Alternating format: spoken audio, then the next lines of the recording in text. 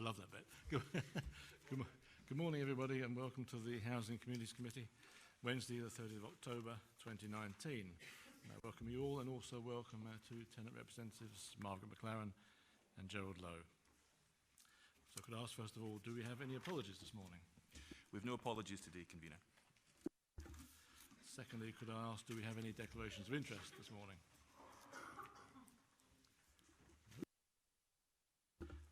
And can I have approval to sign the minutes of the last meeting? We all agreed?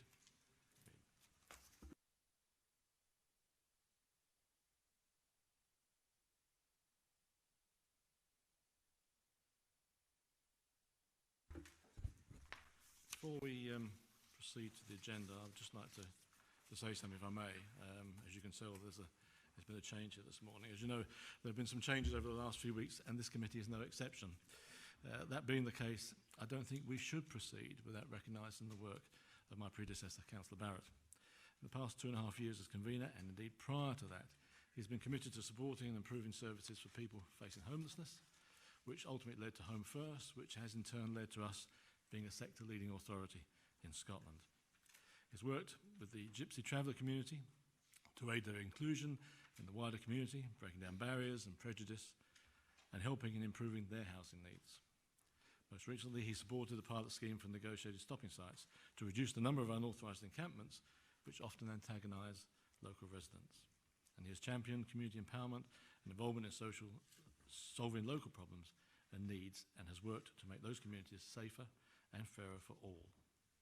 The delivery of the new build programme has been another priority for Councillor Barrett, and committee are aware of the successful delivery of new and affordable homes that have provided much needed housing for people of Perth and Kinross. He has also been a strong advocate of tenants, ensuring that they have a voice. I'm sure he would not object if I quote him, albeit loosely, when he said communities have been empowered, putting resources into their hands through the Community Investment Fund, as a catalyst to galvanise communities into action to tackle persistent inequalities. Perth is now a safer, more modern, more inclusive, fairer city. Services for the homeless have been transformed, delivering rapid rehousing ahead of any other Scottish city or council. And we are building a record number of new, high-quality council homes. Peter has set the course, a good course, one which I hope we can endeavour to follow. Officers recognise his extensive knowledge of housing matters, and I'm pleased that he remains on the committee. On a personal note, I would like to thank him for the opportunity of working with him as Vice Convener, and whilst I don't have his knowledge, you're never too young to learn. Thank you. And can I just say thank you very much for those very kind remarks, Convener.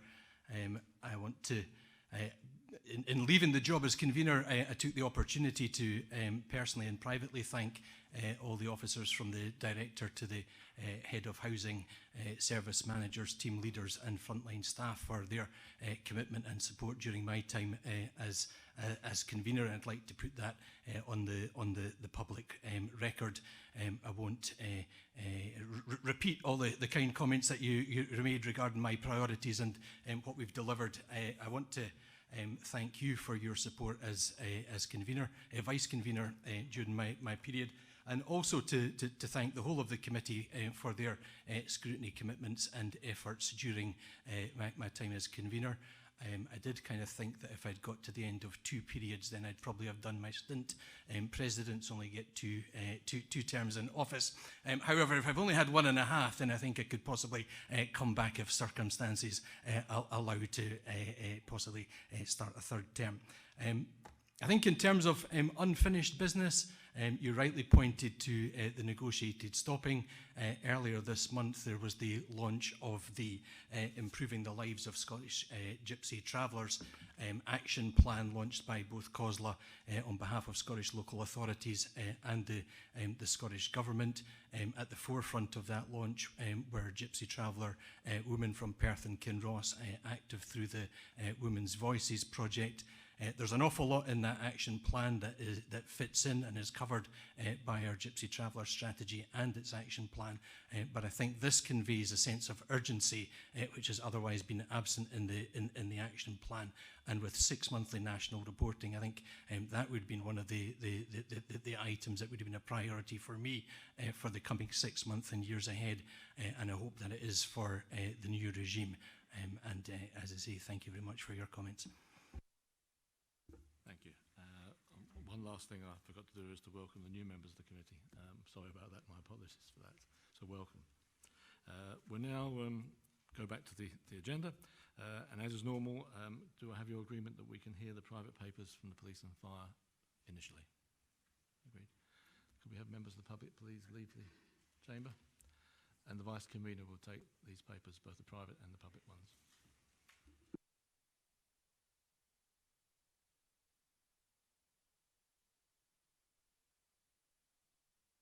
On, please.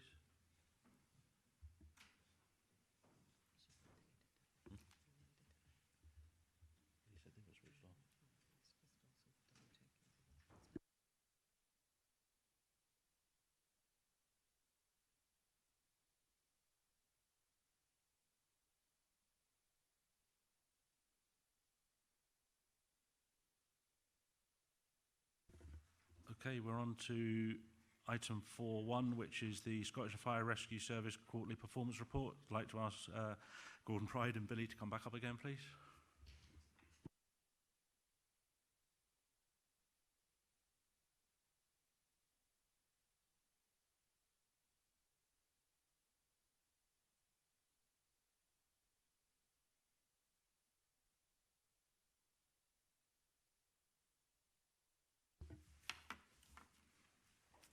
Thank you very much.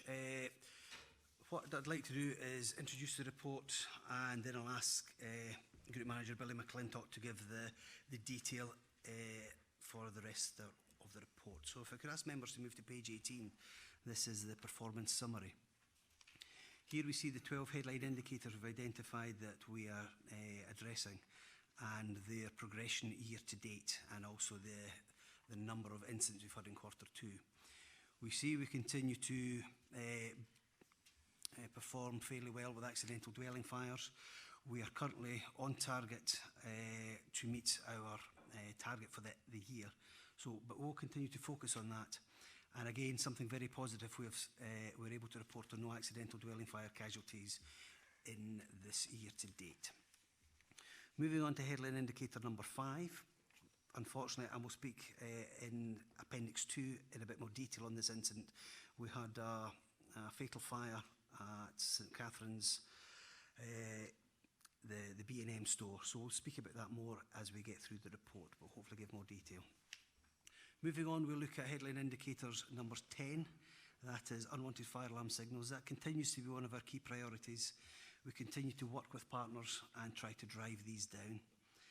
And looking at headline indicators numbers 11 and 12, here we see a slight rise in our deliberate secondary fires, but as I'm sure Billy will cover, we are in a very strong place when you compare Perth and Kinross to the Scottish average, but we will continue to work with partners to try and drive these down. So to allow more detail on these incident issues, I'll pass it over to Billy.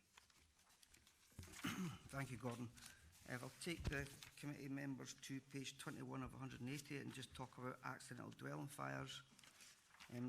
This covers obviously Q2 where we had 29, which is a slight decrease compared with the same quarter last year, and is comparable to the 3-year average. However, in my time here over the last three and a bit years, accidental dwelling fires are continually decreasing over those years, which is obviously year on year we set our performance target, which is slightly lower, so we're actually doing relatively well there.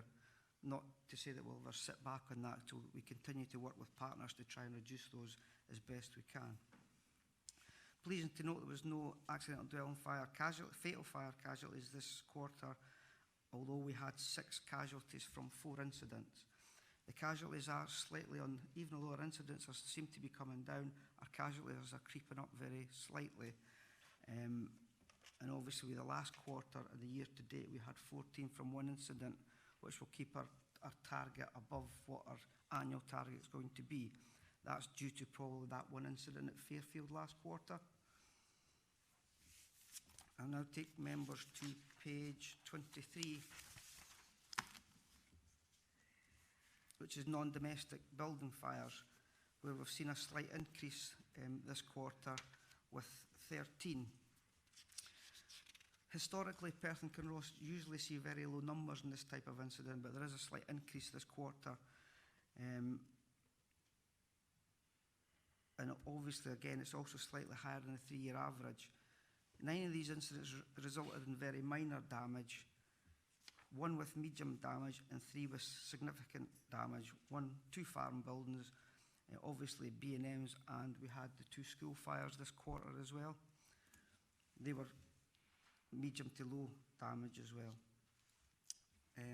In non-domestic incidents, as we're already aware with the B&M fire, tragically we had 1 fatality, and casualties this quarter we had 0, but we had 2 last quarter. So our target for this year is 2 around casualties, because historically we generally have very low casualties in this area, which is good, and long may that continue.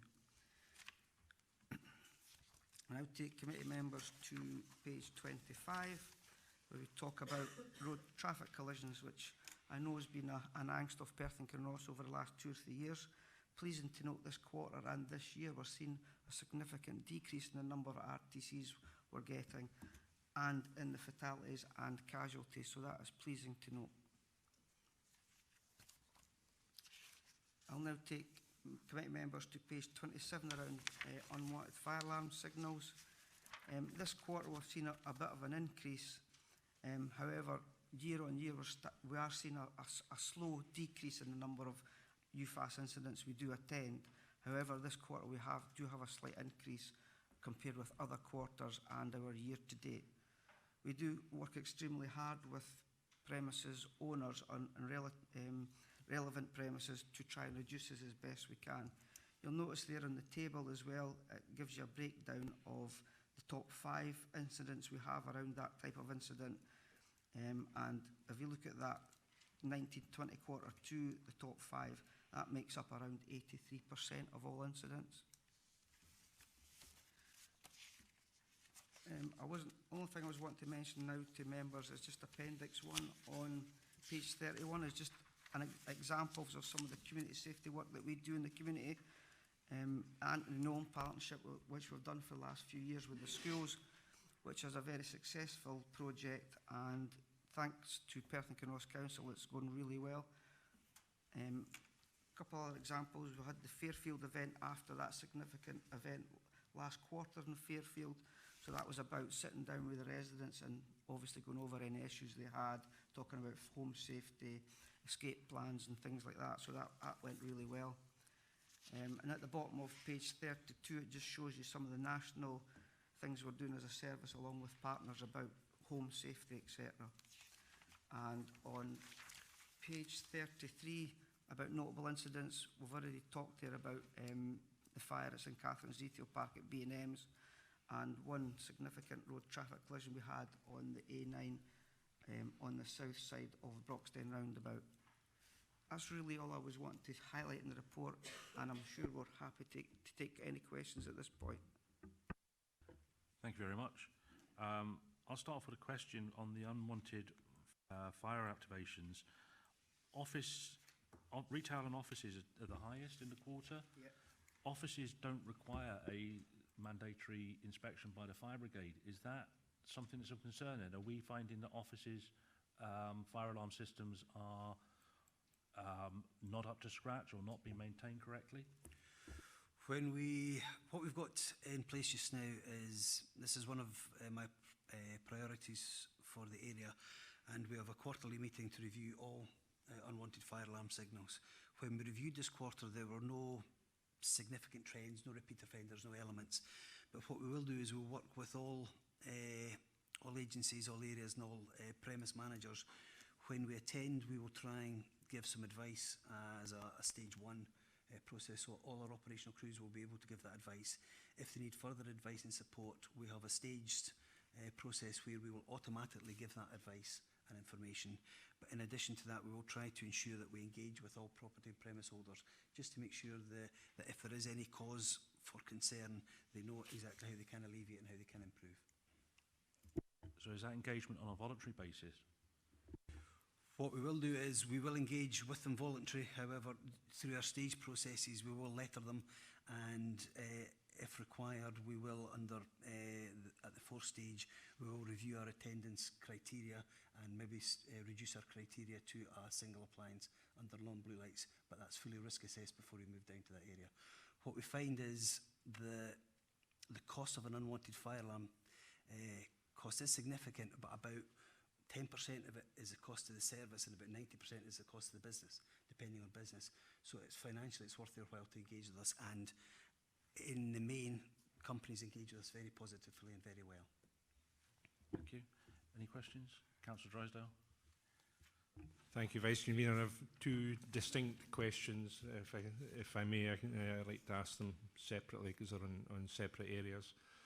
The first one is regarding the B&M fire and the fatality there earlier in the year. Thank you for your private briefing to elected members on the circumstances, and I completely understand that there is limitations in terms of what you can say publicly about the circumstances of the fire. I wonder if you would take this opportunity to explain further what you can in public, but also I was singularly impressed with the collaboration between police and fire services and indeed the national collaboration on the fire service side on the morning of the fire. I wonder if you can set out how the Scottish Fire Service in particular deals with a major fire like that, and how the support comes from other parts of the country. Thank you very much. Yes, it was a tragic event on the 24th of August. Around about 2 AM, we were called to St Catherine's Retail Park, and there was a significant fire building. At its height, we had about 15 appliances, and these would have come from not only the appliances at Perth Fire Station, but from the wider area of Perth and Kinross and the wider area throughout the whole of Scotland. What we will have done is we'll have escalated it to ensure there was appropriate fire cover to deal with the incident, but in addition to that, we will have brought in fire appliances to ensure that there was resilience through the area if there were other incidents ongoing. During the incident itself, Group Manager McClintock was incident commander and for the main, the operational commander for the incident. So I'll ask him to give some more details. But what we will do is we'll bring specialist staff from throughout Scotland. An example will be our fire investigations team. We have 3 teams, one in the east, one in the west, and one based in Aberdeen from the north. So we will call the nearest unit to support us through that, and then we'll be able to call on a number of specialisms, a number of specialist appliances from throughout the whole of Scotland to deal with this incident. From the incident itself, from the debrief and from the feedback, we had some very positive multi-agency work with Police Scotland, with the local authority and with other partners, and that allowed us to undertake and extinguish a significant fire. And I'll pass you now on to Billy, who's able to give you some of the details from the night in question. Thank you, Gordon. Obviously, on my arrival early on in the fire, probably based on my experience, I knew it was going to be a significant fire. So we very quickly made that incident to a level that we knew that we would get the resources we needed to resolve it, but also look into the long-term management of that incident. So that included police, ourselves, local authority, utility companies, railway. So that multi-agency meeting was held very early on, which made the incident go much smoother, which also included the welfare of staff that were on site as well. And I've got to say that teamwork between the agencies was significantly really good, and that helped bring the incident to a close. The effort by the firefighters on scene early on, and particularly in the first 2 or 3 hours, was tremendous to control that fire, because my initial thoughts of the fire is we're going to lose the complete building and it could potentially go over the railway to start fires elsewhere or move down towards the building that is Wicks. However, given that we got the right resources there early and controlled the fire probably within 2 to 3 hours, stopped that spreading any further, and also to say that the building construction, the sort of party walls between B&M's and Pets at Home and the vacant unit at the other end, stopped that fire going further as well, which was really good. Probably early on in the fire, I did not allow any firefighter staff to go inside those buildings because it was too dangerous. At the point that we were able to do that, we put them into Pets at Home and managed to obviously remove the majority of pets out of that unit alive, which was really good, working with the staff from that company as well. Obviously, as the night goes on and we've got control of the fire and we're starting to extinguish it, we're then thinking about how do we long-term manage this, knowing it was a deliberate fire and the police actions and how we deal with that. So at that point, when we felt it was appropriate, it was handed over to the police, because it then becomes an investigation and a crime scene and a joint fire investigation. And I think we stayed on scene for 3 or 4 days after that, supporting agencies, including local authority and police, around that incident. Other than that, I wouldn't like to say anything else at this point. I don't know if police want to comment, or they can do that during their session, but unless you've got any other questions, that's... Thank you very much. I much appreciate the work, your comments, and just on behalf of the community, can I just thank the fire service, the police service, and the local authority officers for the sterling work they did that day, and it's hugely appreciated by the community. So thank you for that. Can I ask my second question, if I may, which was on a separate matter, as I indicated earlier? Yep. My second question is regarding the A9. There has been some fairly sensationalist headlines recently about the safety or otherwise of the A9. I appreciate that there are road traffic accidents and there are fatalities on that road from time to time. Are you able to, within Perth and Kinross at least, are you able to say whether there are any construction features or any elements of the road itself that, in your view, give rise to the number of accidents that there have been over the years, or is it in fact driver behaviour?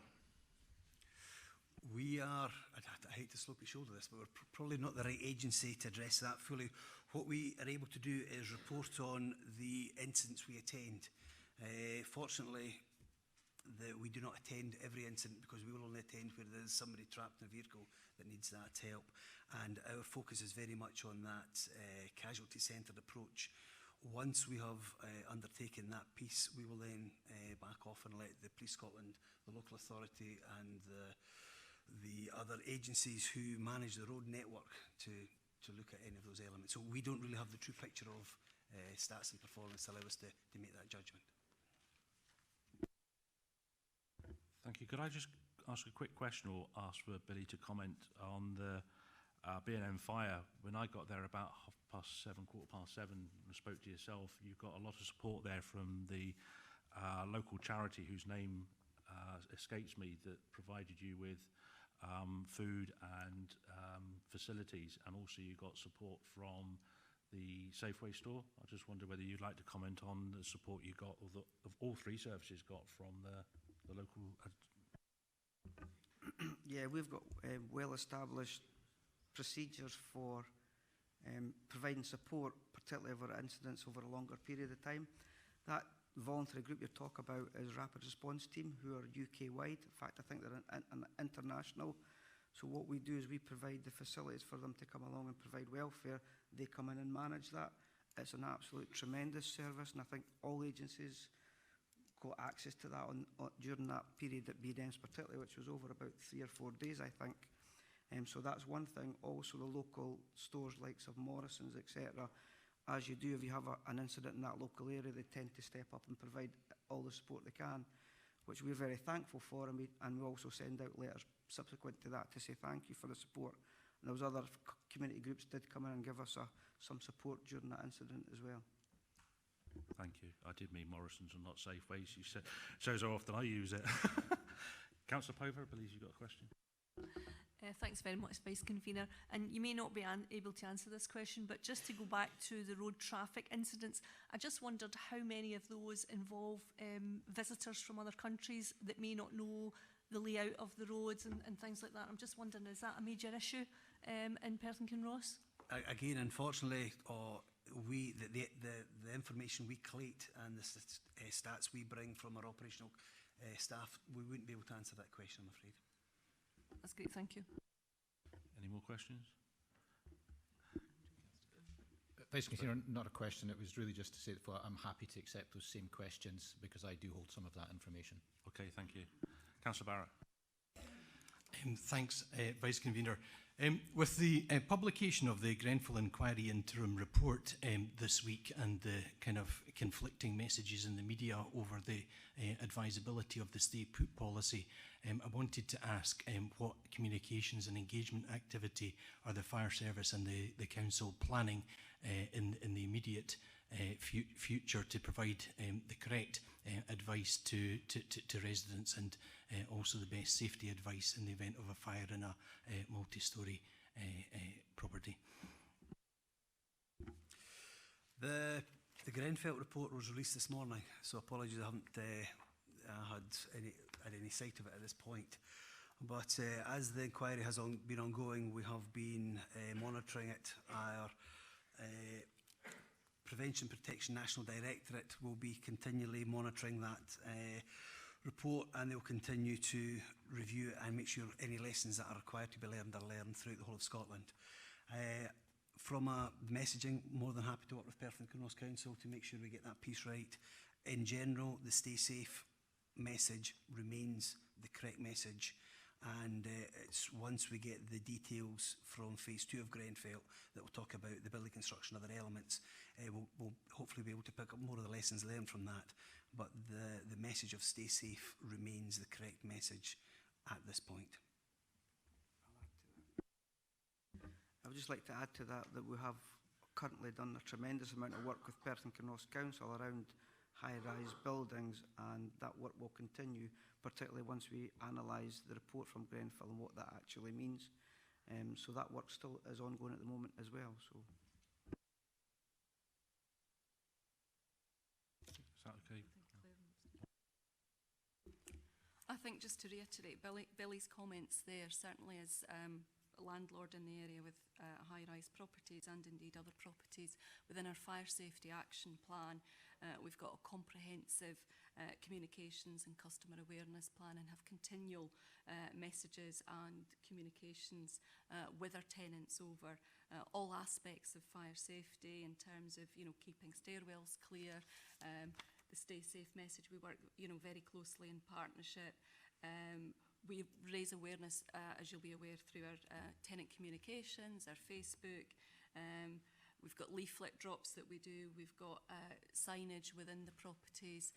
Staff are highly trained on the messages, and when they're engaging with our tenants on a day-to-day basis, we'll reiterate these messages to them. So, and certainly in the immediate aftermath of Grenfell, we did a huge communication exercise, and we're out there speaking to tenants on the ground in partnership with Scottish Fire and Rescue Service, and that's something that we will continue to do to make sure that people are fully aware and indeed feel safe, and we will respond and answer any inquiries that they have. Our community safety team regularly do joint fire safety visits with the Scottish Fire and Rescue Service as well, so it certainly is something that we're continually updating and reminding our tenants of the messages and having that engagement with them. Okay, thanks. If you could just comment, Vice Convener, I appreciate and applaud all the work that was done in the immediate aftermath of Grenfell. I think that there is going to be significant coverage and confusing messages arising from the media coverage, from the publication of the interim report, and I think it is really important that in the very short future and forthcoming period that we re-emphasise all the advice that's been given previously.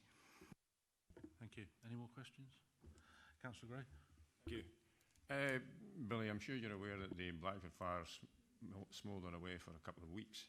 And in that period, I had many calls of people in Blackford complaining about this smoke coming from this building, or the remnants of the fire.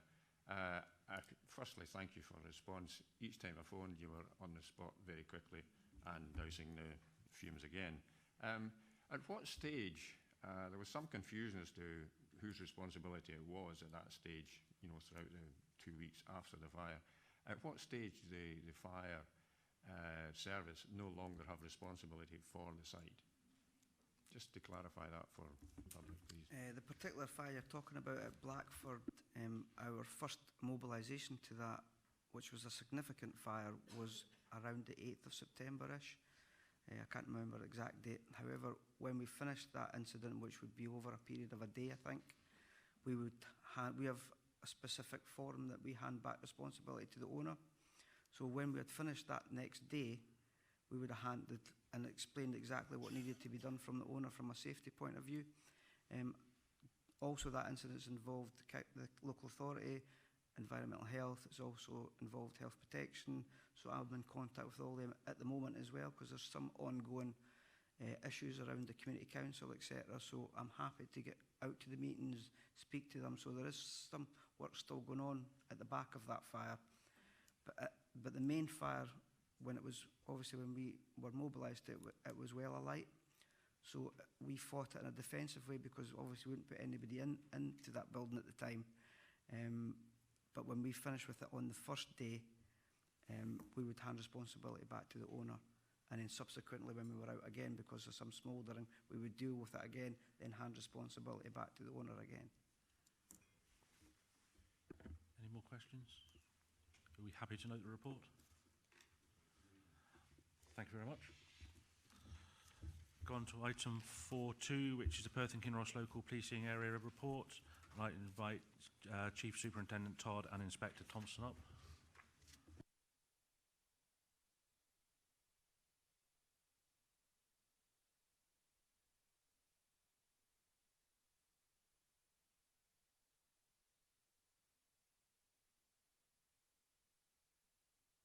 Over to you, Chief Superintendent. Thank you, Vice Convener. Just as a very brief introduction, I submit apologies of Ian Scott, who's not available today, and I've asked Kat Thompson, the Inspector for the south side of Perthshire, to come and present on behalf of Ian today. Introduction to Kat. Apologies as well for the lateness of some of the data that's been provided, particularly around our call demand. It's just the sequencing of when the data can be quality assured and provided in the date of this meeting. I understand the data has now been provided, and I trust that hasn't caused any concern for members, but happy to take any feedback in regards to that. Before we go into the plan proper, we are also just starting a review of our local police plan. It's now rested for 3 years. It runs out at the end of the current financial year. So my intention, working from the point of delivering a new local police plan for Perth and Kinross on the 1st of April, is to bring back to this committee a fully informed and consulted upon plan to the last meeting of this group prior to the 1st of April. There'll be a significant amount of engagement and with members between now and then, and certainly my hope, timing allowed, is to bring a draft to the meeting prior to the final one for some more confirmed and publicly auditable feedback on it. So just so that members know, and certainly inspectors and chief inspectors across the entirety of Tayside will be reaching out to communities and community representatives to seek views and ideas. But I am looking at likely changing the layout of the document quite considerably so that it's clearer around what priorities and objectives we're actually trying to achieve, tying that into the refreshed report that we have done, which hopefully has brought forward some more clarity and allowed better scrutiny by yourselves by giving you more accurate information. So just to make members aware. And I'll pass on to Kat, please. Thank you. Although it's not mentioned in the report, I just wanted to take the opportunity to provide an update regarding the mobile devices. I've previously provided an update. I just wanted to make you aware that the positive responses we've had from our officers, it's allowing our officers to access their email, PNC, and ultimately a digital notebook, which results in them spending less time within police stations and ultimately spending more time in the community. In relation to the report, I just wanted to highlight on page 9 regarding the attempted murder. We've had one attempted murder reported in this reporting period. It related to September when a male approached a female. A lot of work was done by our colleagues in CID, and ultimately a 20-year-old male has been identified through extensive work through CCTV, and that individual has been reported and remanded in custody. I also wanted to highlight that it should be noted there's been a significant decrease in serious assaults in Perth and Kinross, reducing from 45 from last year to 35 this year, and also there's been an increase in our detection rates. And I also just wanted to highlight, just because it's been within the Courier in relation to the work that we've been doing at Perth Harbour, specifically regarding Project Kraken. This project has not been carried out in Perth because of any specific issues. This is a national programme across Police Scotland. It's an initiative where we provide support, information and advice to people that work within the maritime environment to highlight any unusual behaviours and provide that advice and support to those individuals. Happy to take any questions based on the information within the report. Thank you very much. You've answered one of my questions. Any questions? Councillor Waters. Thank you, Vice Convener. I was actually going to ask some questions on your personal devices on the rollout. Is that fully rolled out to all frontline officers now? And are you doing or have you done any analysis on is there productivity improvements? Are officers finding it intuitive or quite easy to use? Has the response been quite good from frontline officers on the new devices? I'll start with the last question because that's the easiest part of all of this. It's been outstanding. I'm 28 years plus in the organisation, and I've never seen anything land within a service where it's been universally accepted by police officers. By our very nature, we're sceptical people. It's what we do as a living, and we tend to display that often behind closed doors. But nonetheless, this has landed incredibly well. We've rolled it out through the entirety of Tayside, so frontline officers up to the rank of inspector who work the shifts get a device, and they now all have that, and they've all been trained to do it. The device itself is still in development because we were the first division in the country to take it, and my view was if we take it earlier we'll get the benefits earlier. The disadvantage is that we get a product that's not fully baked, as it were, so we're getting new features added constantly as the development works. It's rolled out across the wider north, and it's now moving out across the entire force. So there's some 10,000 devices being purchased through the capital plan of Police Scotland. That has a significant impact on other capital expenditure available to us, and that's a decision made by the Chief Constable and endorsed by the SPA, but it's clearly predicated upon being able to show the business benefits as a consequence. It's not just to give staff something nice and shiny that makes them feel better. However, the staff well-being is an important element of it, but there has to be an efficiency and productivity gain out the other end of this. So the wider project, once it rolls out further, has built within it a review period where there'll be some analytical analysis getting done on the business benefits by an outside. I think it's one of the universities that's going to be contracted to do that, and that will need to evidence to the SPA that their decision to endorse that spend was a wise one. Anecdotally right now, it absolutely was. It's been a fantastic tool. The benefit for communities in the immediate term is that staff can stay out. They don't have to go back to the office to do much of what they're trying to do. We've freed up capacity in the back office because they don't need to ask somebody to do something for them that they can do themselves on their device. So they're more visible, they're more accessible, and they're more reactive. So in the whole, it's been a fantastic product for us. Thank you. Any other questions? Councillor Drysdale. Thank again, I'm afraid I've got two questions. The first one was you did offer to say some more about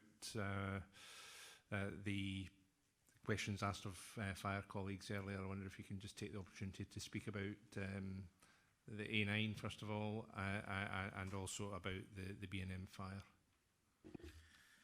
Thank you. The road collision challenges that we have across the country, and particularly in the north of the country, with the A9 being a trunk route to that, is a complex one, and there is no single answer to it's an engineering problem, or it's a speeding problem, or it's a driver behaviour problem. There's just no doubt about that.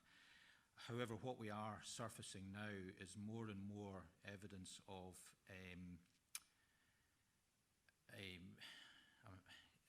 it's the ability to drive, and it's being impacted by are people actually able, and that's not an age-related matter, although predominantly it does sit within that area of people's fitness to drive, but it isn't specifically about saying people are too old to drive, because I think that's insensitive, and also it's probably not even equalities, values. So we need to be very clear about what we're speaking about, but most people will see it as it's people too old to drive, and we're finding that a lot of local people are actually involved in the road accidents, who know the road, they know the road layout, they know the traffic demands, and they are being, not just within our area in Perth and Kinross, but right across the north area. So there's quite a lot of proactive work being done with various venues, so it might be places like garden centres, where we'll bring pieces of equipment and technology that the Scottish Government have supported initially as a pilot, where people can actually test themselves to say, are you actually fit to drive, or have you now reached that point where perhaps you're no longer fit to drive. We've obviously rolled out as well the additionality of new powers and equipment around drug driving. So that started last Monday, if I recall correctly, or it might have been this Monday, my apologies.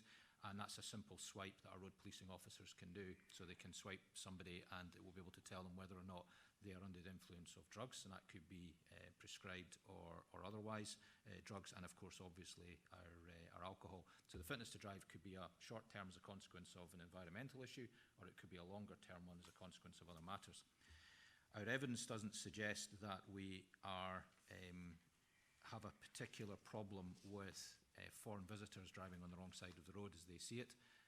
There's lots of work done at ports of entry. We have targeted particular areas of both Perth and Kinross and further north at filling stations and such like, to remind people what sides of the road to drive on. But the evidence simply is that even when they're involved in a road accident, it's not necessarily that they are the cause of that road accident. So the short answer is we don't see a particular problem around foreign visitors. We do see a problem around that ability to drive. The speeding is a significant element from us, and you'll see in the figures speeding per 10,000 is really high within Perth and Kinross with regards to the reporting. And while speed will inevitably play an element in some road accidents, it will always play an element in the severity of the road accident. The higher the speed, the greater the outcome. So if people slow down, the outcome of the accident will be less. However, we see fatals between two vehicles in a 40-mile-an-hour zone, so it's not always predicated upon speed. So as I said at the start, it's a complex picture, and hopefully that gives a bit of a layout of it. Moving on to the B&M store, I can only reiterate what Fire and Rescue colleagues said regarding the joint working on the night. It was seamless. That doesn't come by itself, and I'm grateful for members recognising the work that goes into developing those professional and personal relationships that allow us to respond to these types of tragic incidents. Clearly was a tragic incident. An individual lost their life as a consequence of that fire, and that resulted in the handover from Fire and Rescue to the police, because we then treated the scene as a crime scene whilst we established what happened, as opposed to handing back over to the owner of the site for them to then manage that site. So the police service had its own priorities to look to once the scene was, or the fire was out, but the scene was not yet safe. So we had to work together around establishing when the scene was safe, when we could do more work within the actual premises itself. What I would say to members and others is that just because we're not in the premises doesn't mean to say we're not doing work. We can do a lot of inquiry around individuals and around locations without actually going into those locations themselves. So all of that work was ongoing at the time, and we were able to hypothesise at a fairly early stage that we likely had, unfortunately, the remains of an individual within that fire. Clearly, we then, as would be expected, we then report that death to the Procurator Fiscal with the full circumstances, and that necessitates a forensic approach. So we can't just, go in there and cause damage and maybe lose evidence as to the circumstances that led to that individual unfortunately losing their life. And whilst the overall makes it clear it was a consequence of a fire, well, that's an assumption. It could be any number of reasons. So we have to do a very detailed investigation, and that is in conjunction with fire and rescue, and obviously using our own specialists as well from across the country. And clearly we got to the stage where we were safely able to recover the remains without putting any officers or fire officers at risk, and then gather sufficiency of evidence to report the matter to the Fiscal, and how Crown now wants to progress any considerations around that fire as a matter for Crown. Thank you. Thank you very much for your clarity on both issues, much appreciated. My second question was in relation to something else that has attracted some national publicity fairly recently, which is county lines. You speak about, although we haven't covered it in the verbal report, there is a passage within the report on page 27 of your report, which indicates the issue about county lines and cuckooing. Perthshire, or Perth and Kinross, was singled out as one of a few areas where this was an emerging issue, and you do refer to it as an emerging trend. Can you say a little bit more about what county lines involves, and if possible, can you suggest why Perth and Kinross might be it might be a particular issue for this area? The county lines is a term used to describe a method of the sale and supply of controlled drugs. It's well established in other parts of the UK, and certainly in parts of Scotland, and it's predominantly based upon large urban areas sending individuals out to work as a satellite, and the drugs are transported to the satellite, and the satellite then distributes that out. It brings with it significant violence, it brings with it significant introduction of fresh drugs, and it preys upon the vulnerable, not only in so much as preying on vulnerable people who are users of controlled drugs, but preying on vulnerable people who may host these individuals or actually operate on their behalf. And that is the cuckooing element of it, which clearly falls from a cuckoo moving into a nest and kicking everybody else out. And so again, whether or not the terminology is appropriate or otherwise, it's well established over many, many years. The issue that we have within Perth and Kinross is an emerging one, as you say, Councillor. It's not necessarily a problem. And when we compare our position to others across particularly Scotland, they have a far more significant problem than we do. However, we do have an emerging problem. So my view of this is that it's better to stop it than to unpick it once it's actually established, because once the county line is established, it's quite a challenge to unpick it. The advantage, however, is that we have a lot of knowledge and experience around how to deal with these. It's not a single agency approach. In fact, it rarely will be successful if the police try and pursue an approach purely around enforcement, because this is predominantly about preying on vulnerable individuals. There's fantastic relationships between ourselves and housing, and between ourselves and health, because they will often see the vulnerable person, and they'll be in the house and there'll be a stranger there who just doesn't fit. There's something amiss with that, and we will share that intelligence of vulnerability and then make an assessment of the best approach to support those individuals. That being said, where we have had problems and we've identified a gang coming into the town, we are ruthless in our pursuit of them, and we've been successful almost 100% of the time in identifying them, arresting them, and pushing them back down south. And that not just here, but we've had the same in Dundee as well. And I think that demonstrates the community spirit within the town, where a group of individuals arrives and starts distributing controlled drugs. We find out about it very quickly, and we're able to respond and react to that and push them out. So I would reassure councillors we're not watching to see how this develops. We're very, very active around improving people's intelligence or their understanding, should I say, of what the problem is, what the signs of it are, and in making sure we work with others, particularly within local authority, to make sure that we're sharing the information between ourselves as to what the vulnerability is, and then where we've got the monopoly around enforcing the law, then we'll do that with ruthlessly. Okay, Amelia's going to add something as well. I think just quickly to reinforce Andrea's comments there about partnership working and awareness raising, I think just to confirm to committee that a number of presentations and awareness raising sessions are currently underway to key stakeholders, including local authority workers, NHS staff and the ADP, very much about raising awareness of the concerning activities and to improve the information gathering, I think, that you talked about there.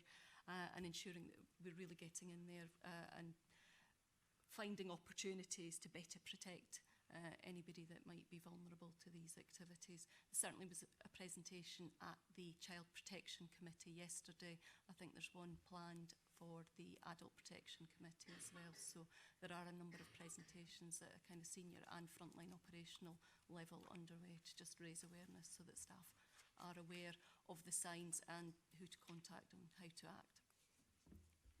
Thank you. It's very good to see the joined up approach that clearly exists, so thanks for that. Councillor Barrett. Thanks, Convener. I've got a few points to make, so I'll try and make them as briefly as possible.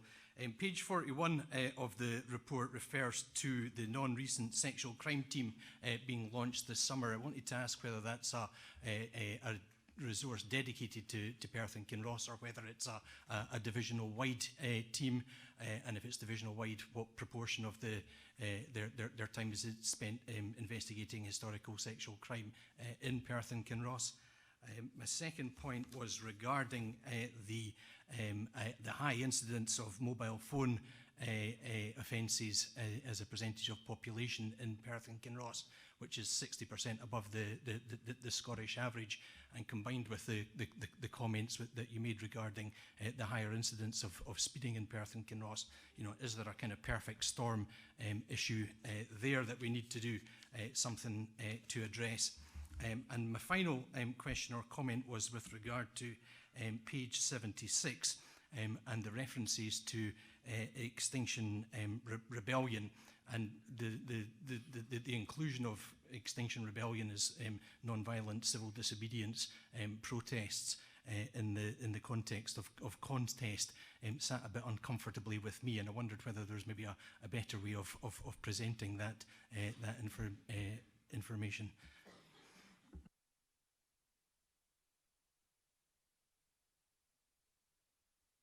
Sorry, thank you, Councillor. I'll take the last one first. Clearly what we've tried to do here is put this emerging trend within our maintaining public safety objective within the local police plan, and we've placed it underneath there. I fully agree with you, Councillor. It doesn't sit well with me that that's a natural fit. The first part of that introduction is too specific, and then we move into Extinction Rebellion, and there's a natural connection then drawn in people's minds, which was never intended. So I will take that away, and I'll reflect upon how better to present the maintaining public safety element of this emerging trend. In regards to our non-recent sexual crime team, that's an established team for across Tayside, so it works across the entirety of the area. It's not a team put together for a short period of time. We've established it by finding additional resource and putting that into that area. And in addition to that individual resource, we've also moved a number of other resources into what we refer to as our public protection area, where vulnerability, child protection and sexual crime all sits. So we now have this as a growing demand, the growing complexity of the crimes, the growing risk of these crimes and the risk to the individuals and the challenges that they present just justifying more and more investment into this area. It's not a feature unique to Perth and Kinross or Tayside by any manner of means. It's been replicated across the country, and we continually look to the sustainability of this continued growth of complexity, particularly around some of these crimes. But at this moment in time, I'm content that I've got sufficient resource and sufficient support nationally to bring into this area to make the inquiries at the appropriate level, because these are really significant and serious crimes. The actual percentage of which time is spent within Perth and Kinross compared to the rest of the area, I'm unable to say, not because I don't have the data, but some crimes can be, one crime can consume a team of people for an awful long period of time, and other times they can frankly deal with a number of crimes quite quickly because they're relatively simple, straightforward, and the evidence is there to be presented, and then the wider support around protecting the victim all falls into place behind it. So it's quite a challenge to be able to say they spend 20% here, 30% there, because it can change literally on a day-by-day basis. And I trust the detective super to task and coordinate her resources appropriately to meet those emerging trends and then escalate to me if she needs more support from other areas of the organisation. In regards to the speeding and phones, we clearly have a significant proportion of our main routes are covered by variable speed cameras. There's a significant section of our road just north of us that's covered by a 40-mile-an-hour variable speed camera, and any of us that have driven at 40 miles an hour on that piece of road will find people coming up behind us. They are all getting booked. It's as simple as that. These cameras do not exist to decorate the side of the road. People are getting booked and charged at a great rate of knots because we have the eyes and the ears out there. Now, we have seen a reduction in road accidents. We've seen a reduction in speed. We all drive these roads. These are our kids. This is our community. We all drive them. We've seen that change in behaviour. But in regards to the phones and speeding away from the trunk roads that are covered by the average speed cameras, we are blessed with a very good divisional roads policing based out of Perth. We also have other dedicated vehicles, so we have armed response vehicles based out of Perth, and they will involve themselves. They see criminality, they'll deal with it. So we have very good coverage, and part of that is tactical because Perth's a good hub from which to get to other areas of Scotland, so it's a good place to put them, but it gives a dividend to the Perth and Kinross community in that it has a greater presence because clearly they start and finish their shifts here, so they're driving in and out of here all the time, so that will have an ancillary benefit to the detection. I don't think there's a perfect storm of people speeding on their mobile phones. I think that's a jump to say that that's happening. I think we have separate issues ongoing, but nonetheless we still have our issues that we need to deal with around our road safety. Does that answer the councillor's questions? It does, thank you very much. Thank you. Any more questions? Yeah. Just two questions, if I may. Firstly, in the report we talked about speeding. Again, and there was a focus patrols on the A90, A9 and A93. My two co-councillors, both of which sit on here, and myself, were always approached by people about speeding. My first question was, could these patrols be repeated?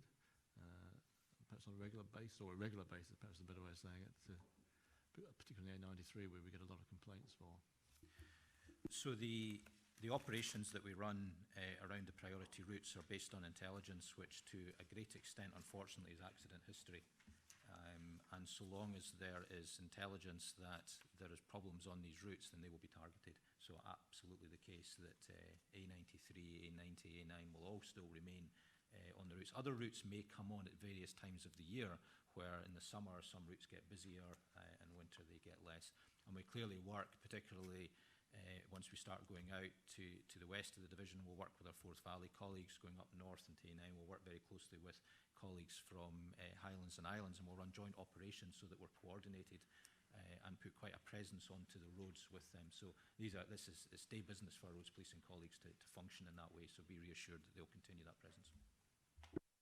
If I may, a second question was, on the last committee, I brought up the question of assaults on the police, which was over 1,600 last year.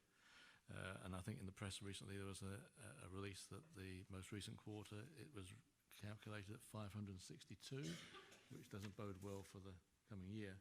I just wondered if you wanted to comment on that, and also the comments made by the Scottish Police Federation that officers should now be routinely armed with tasers.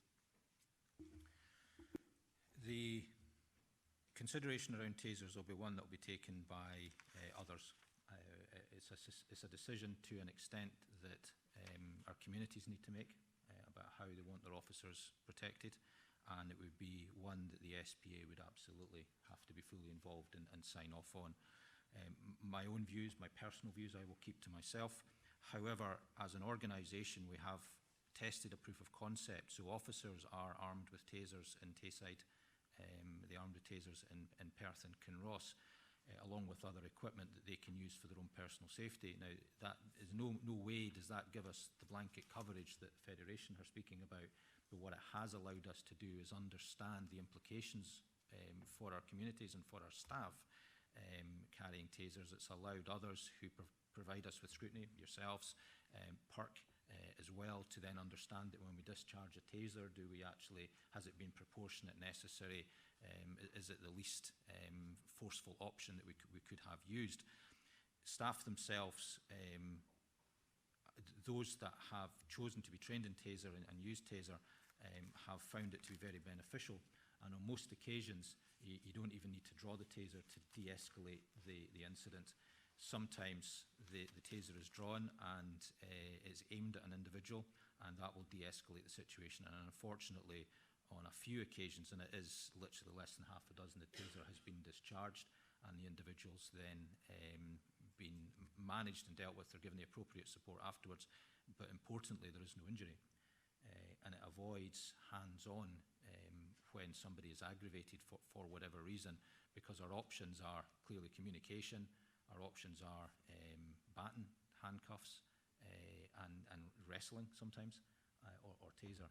And the reality is that where somebody is extremely angry and aggravated and intent on causing violence or harm, we can't walk away.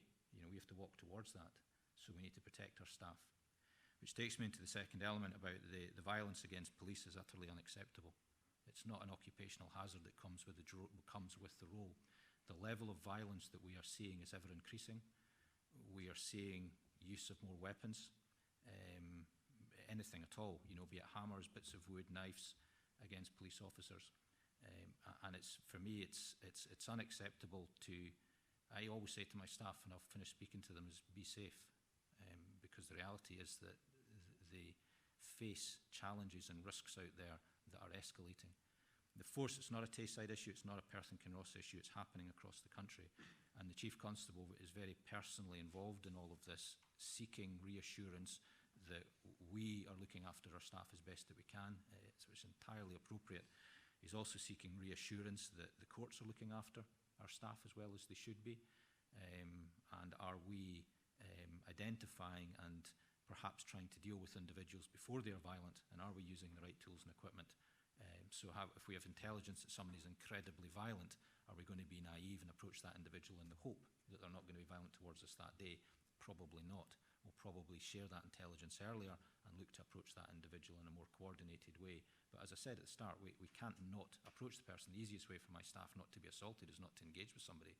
Well, that just puts the public at risk. So that's the challenge for our staff, and it's not an easy thing to overcome. And I'm not going to pigeonhole who the individuals are that cause us that threat and cause us that violence, because it's any number of people. It can be for drink, for drugs, for mental health, for just badness sometimes as well. So you can sense my frustration and my angry on behalf of my staff. But whether or not the full arming of taser is the response to that is a decision that will be made elsewhere, because there will be unintended consequences that we need to fully understand. Thank you very much.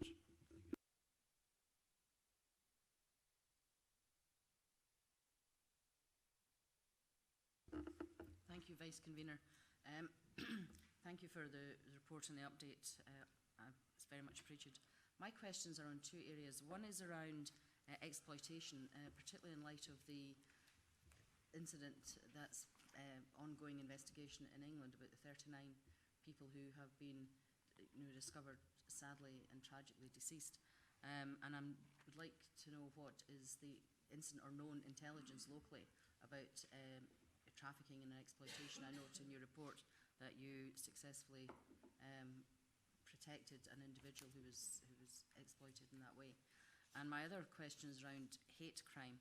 I raised the issue at a previous meeting around raising awareness of perhaps vulnerable groups who might not recognise hate crime as such, particularly those who perhaps have intellectual disabilities. And it's not mentioned in your report. I think there's good progress being made, but I'd be interested to know what approach you're taking to ensure or to engage with those communities to ensure that if there is hate crime perpetrated against those vulnerable individuals, that they know what it is and that they know how to report it. Thank you.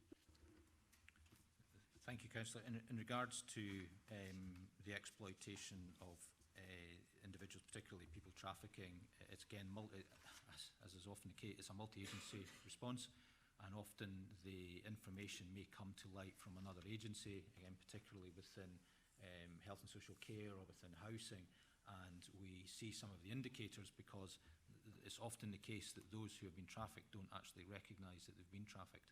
And so there will be indicators that come to light that allow us as a group to meet and discuss and make some assessment as to whether or not we believe that individual's been trafficked, and then how best to support them, and also find out what the circumstances are that led them to being here, and whether or not we have a wider inquiry to follow through.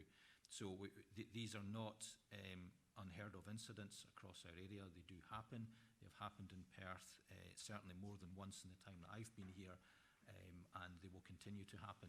And we will continue to learn and adapt and work at trying to get upstream of how that situation has been allowed to arise, and whether or not there's any themes or commonality around it. The incident down south, I mean, utterly tragic. It beggars belief that that type of activity can happen. It has an impact up here. We are looking at whether or not do we have any connection to that, where that was, is that group of people destined for Perth? We're not going to assume that they're not, so we look into all of that. So wherever the intelligence comes from, we react to it and look at it, because there's human beings behind all of this who are being exploited, and ultimately, as last week showed us, it can have a horrific outcome. So be reassured that we work very closely. Clearly, the sharing of intelligence needs to be controlled, as you would expect, and so I'm not going to share intelligence in this room, but certainly between ourselves and local authority particularly, there's a strong sharing of intelligence, which is, and the intelligence is just information which has been sanitised and assessed. So we've make sure that we're both responding to the same problem. We don't assume we have different problems, or one of us assumes the other one knows about it. In regards to our hate crime, it's an area of emerging concern within my area as a division, where I'm not convinced that we are recording our systems properly, that we've got it entirely right. I'm content 100% that the staff recognise what a hate crime is, even if the victim doesn't, and they're able to escalate that and record it and investigate it, and it's treated as quite a high priority because of the impact it has. But there's something within our back office function which is not allowing you confidence in the figures that we're presenting, particularly around detections. The HMICS is going to do a review within Police Scotland of how we're managing our hate crime over the next month or two, and Dundee or Tayside is one of the areas that they are going to come to and look at how we are doing our stuff around all of that. So I'm hoping that that gives us some insight as to whether or not we are actually doing very well here, or there's some lessons that we can improve. So I'd like to separate out the recording and the information that I provide to our response. Our response I'm very confident about. It's the recording that I can then bring to you that I'm not so confident about, but I would give you reassurance that HMICS is going to come in and have a look formally and give some recommendations back to the Chief Constable for him to consider. Yep. Very brief. On the hate crime, my question really was around what awareness raising is there been among vulnerable groups who may not recognise hate crime, particularly those with intellectual disabilities. And on the similar theme in terms of exploitation, while I absolutely welcome and very pleased to hear about the multi-agency intelligence sharing, what awareness has been raised among the general public so that they can recognise perhaps someone who's in an exploitative situation and therefore know exactly how to report that or to share that information with the relevant services? So in regards to the vulnerability of hate crime victims that don't recognise that for me falls within the wider vulnerability of victims, and we work with partners. If somebody's if they're vulnerable to the extent that they don't recognise that they're a victim of a hate crime, they likely have support from others, and it's the others that we work with as well. So we don't do anything specific to seek out those we don't believe would understand what a hate crime is. However, our normal routine engagement on a day-to-day basis with members of our communities, be that through community councils or be that through drop-in sessions or by going to various premises, business premises or old folks' homes or whatever. We raise these issues there because it's wider ranging than just the hate crime. It could be vulnerability to financial exploitation. It could be vulnerability to scams. It could be, all that. So we gather all that up through our community teams, and they just try and continue to socialise the reality of the risks that exist out there and encourage others to have the confidence to come to us when they believe that they might be subject to that. In regards to the element of people trafficking and that exploitation, there's a lot of work done around premises and areas where individuals may try and exploit. And I don't mean the premises themselves are trying to exploit, they may be the victims of the exploited being brought to them. So they seek a number of people to come and do manual labour for them, and all of a sudden a group of people turn up to do manual labour for them. Do they understand where they've come from? Do they understand the issues and the potential for exploitation? So we do a lot of work around that sector to make sure that they understand both their obligations as well as actually their knowledge of that. So it's not a blanket across the entire community. We simply don't have the capacity to do that, and there's lots of information out there in the public domain, but it's about targeting it, intelligence-led, towards the areas where we think the most vulnerable are likely to present. Thank you. Councillor Jarvis? Thank you. My question is about stop and search. It's something that's maligned quite frequently in the media. Your figures look quite justifiable, a 50% positive result. Is that standard for Scotland, or are we better here? The stop and search is heavily managed by the Force Executive as a consequence of some of the challenges that we went through, and how you say are we better or worse than another area, I don't think you can actually draw that conclusion, and I try not to, because each area is different and they have their own challenges. What I would say is I am content with the level of activity and the success. I don't want to discourage officers from using the tactic. I think they should, but I don't want to encourage them to misuse it. So it's trying to keep the balance right. And when I talked earlier about the threats to officers from people carrying weapons and such, that, well, this is how we prevent it, that we stop people who we believe or suspect or have reason to stop and search. But it's heavily governed. But I am content whether or not I can transfer that and say we are better than another area. Well, I would always say we're better, but actually I have no evidence to support that. So I'll let their areas speak for themselves, and we'll speak for ourselves. Thank you. Thank you. Councillor McKeown? Thank you very much. I'm aware that I also work in the health service. I'm aware that there are people who get arrested by your officers who then purport to be unwell immediately on being arrested, in which case your officers obviously take these individuals who've been arrested to the NHS, to A&Es and to admission units within the hospitals to be looked at by doctors and nurses to ensure that they're healthy. That's part of your responsibility for them because you've arrested them. I'm aware as a healthcare professional that the majority of these individuals therefore don't have any health issues and are purely playing the police officers for your responsibilities to them. That ties your police officers to that patient sitting in a hospital for hours. And our communities see that, because our communities see that sometimes when they make a call, that call cannot be answered that day or that time because you don't have a set of officers that can go to that incident. I'm also aware that throughout Scotland that the response by different health boards and different admission units can actually be quite different.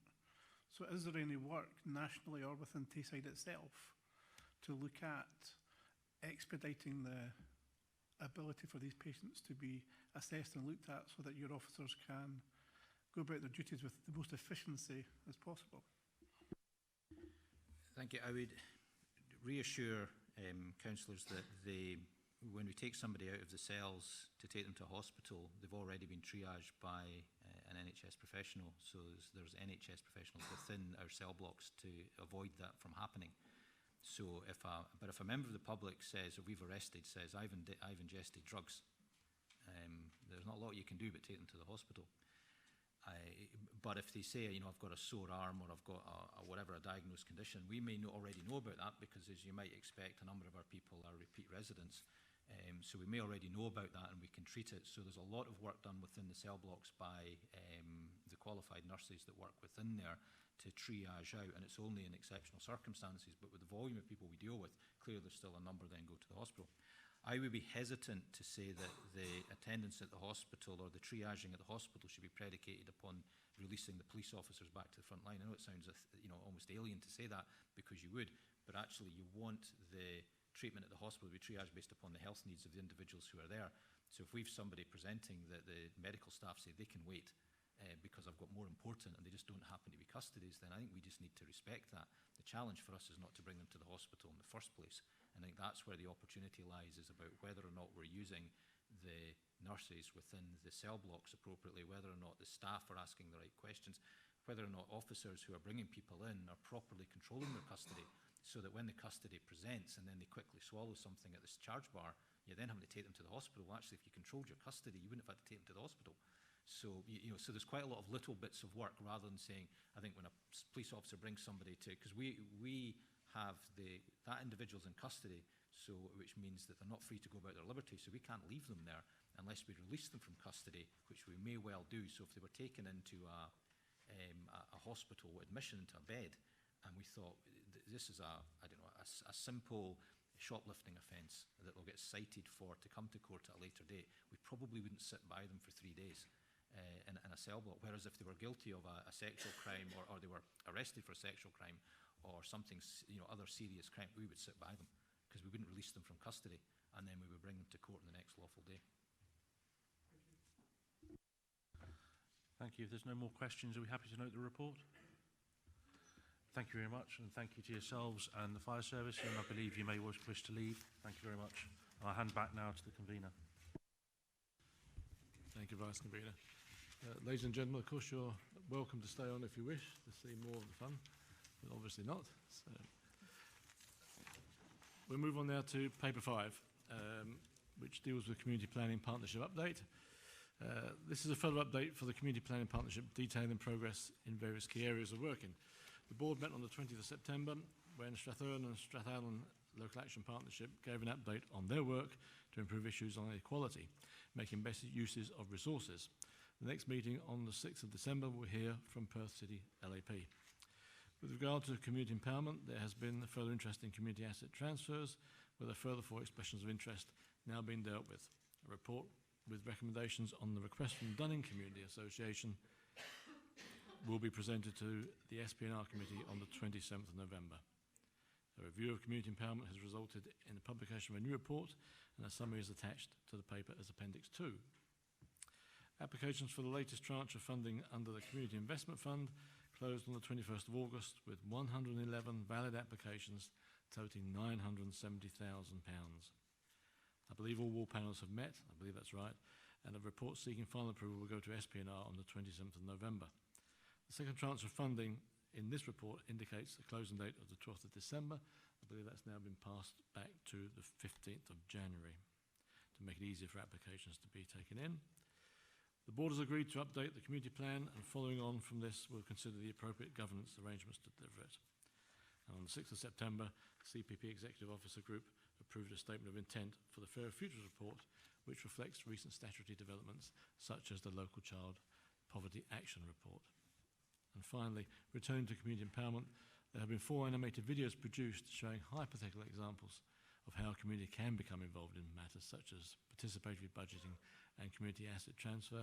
And I believe actually we have a short video to show this morning before we go to questions. Just an example.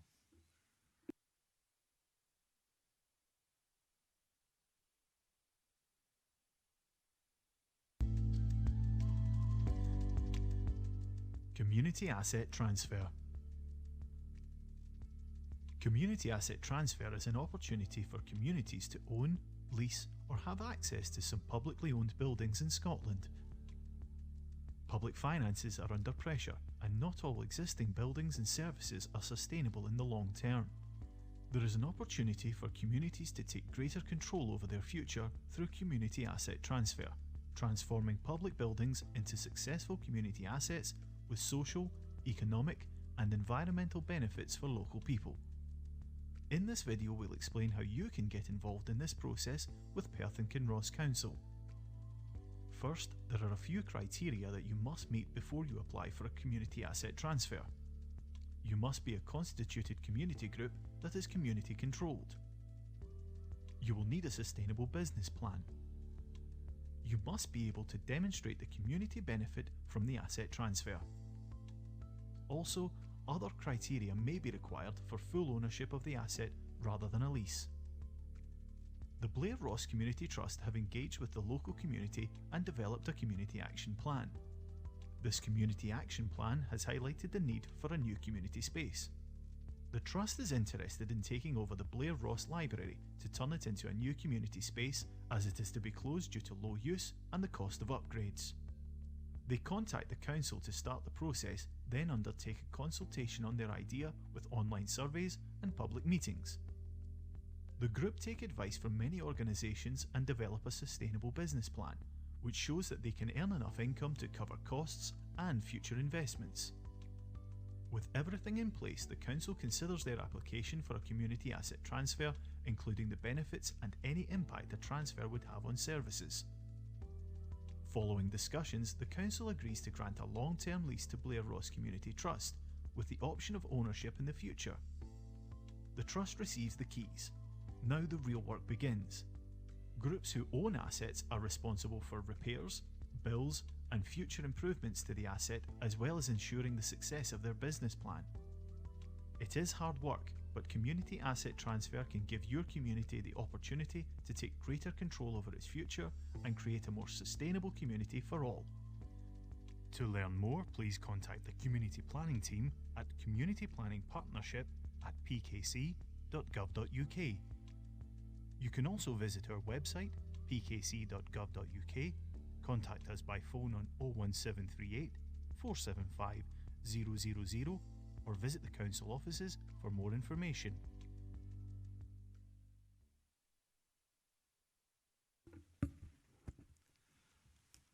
Thank you very much. Is that just the one we're seeing, is it?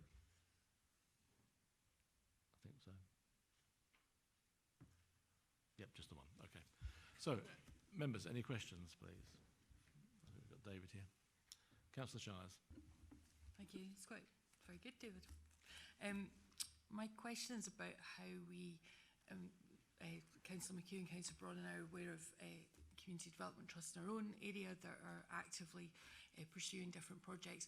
A concern that I have is about the capacity that these groups actually have and how we can support them, perhaps through training or that kind of thing, because they are volunteers who want to do something for and with their community, but they're volunteers, often have other jobs and all the rest of it. And our officer capacity is what it is. So it's how we kind of plug the gaps, because that is my concern about how we can meaningfully support groups to take these things forward.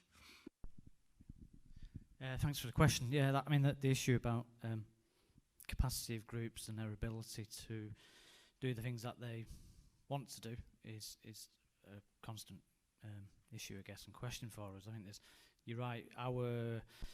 We can maximise what we've got in terms of our resource by working in partnership with PCAVs and other services within the council and signposting to organisations like GrowBiz. I think one of the things that we can do better and enable, if you like, a little bit more is learning across community groups. So it's quite a challenge for us, actually, if you've got a group in Highland who's done great work and you've got a group in maybe Kinross who are thinking similar things, to try and get them actually to share that learning. But I think you're right, with development trusts who are doing some really good work and have done quite a lot of kind of what we would say quite meaty things. It's how do we get that transfer of learning? I think that's something we need to think about. Also, what my service is going to do, probably from April onwards next year, is have a much clearer programme of learning opportunities for groups. So it is about what is good governance like, how do you write a good funding bid, how do you recruit and manage volunteers, and roll that out across localities. So we are building that capacity. I know there's a national network for these kind of groups. Is there a plan to have something locally, just so that there isn't that reinventing of the wheel, like you're saying? Yeah, there's a lot. You're right. There's a lot nationally. SCDC. I think really it's PCAV's role as the infrastructure organisation for the third sector to be supporting those groups and those things. And I know Holly Byron Staples in the hub there does a lot of work with groups around constitutions and volunteering. But again, it's just, can we join it up a bit more? Any further questions? Any comments? Councillor Barrett. Thanks, Convener. I noticed there was a couple of wards where the volume of or value of applications is significantly below the 50,000 that they've been awarded. Now, I don't know whether that's to do with a timing issue or whether there's a kind of lack of appetite or awareness in the wards. Do we have any sense of what the issues there are? Thanks for the question. Yeah, some groups have waited, I think, for the second round. Ward panel, some of the applications we received were actually in excess of the budget if you were splitting that. So, if you like, the overall award is slightly lower because ward panels are maybe not partially funded. And again, some groups just haven't come forward at this moment in time for applications. As the convener said about the date, actually, we have changed round 2, the deadline for round 2. It was for SIF, so it was pre-Christmas. Actually, by the time we've done the SP&R committee meeting and round 2 closes, that would have given groups only a couple of weeks to reapply. So groups maybe were unsuccessful, which actually in reality doesn't give much time to rewrite. So considering we do have time post-Christmas on the run up to March, we have got new deadline dates which I think went out on Monday to Action Partnerships, but the new deadline for the second round is the 15th of January. Panels meeting between 20th of January and 14th of February. Lapse to sign that off 22nd of February, and then we've got a final SP&R 25th of March. So as long as the money is off the council books by the end of March, that's fine for groups. So that's gone out. We've updated the website, and we'll be encouraging groups to reapply. But I think we would expect to spend that every ward would spend its allocation. No. Any further questions? Councillor Giles. Oh, comment, yep. It was just a comment that it's really encouraging to see the volume and the range of ideas that the communities have come up with. I'm very hopeful that all of them will use their full allocation and that we effectively signpost groups who are unsuccessful in getting funding to other funding sources because there's been some fantastic ideas come forward as we suspected there would be. Thank you. Thank you, members. And I'm happy to move the paper with recommendations as said. Do I have a seconder for that? Happy to second, Convener. Are we all agreed? Yeah. Thank you.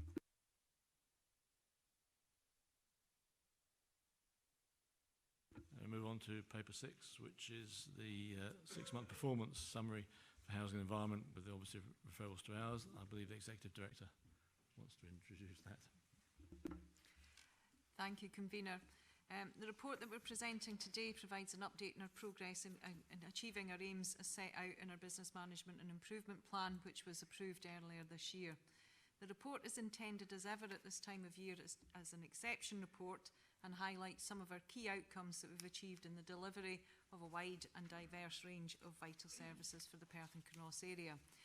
The committee, sort of as usual, is reminded, sort of you're being asked to consider the information that only relates to the remit of the Housing and Communities Committee, and that's for ease. We've tried to identify that within the report, and the report will also then be discussed at Environment and Infrastructure Committee this afternoon, and then at Scrutiny Committee in the next couple of weeks as well.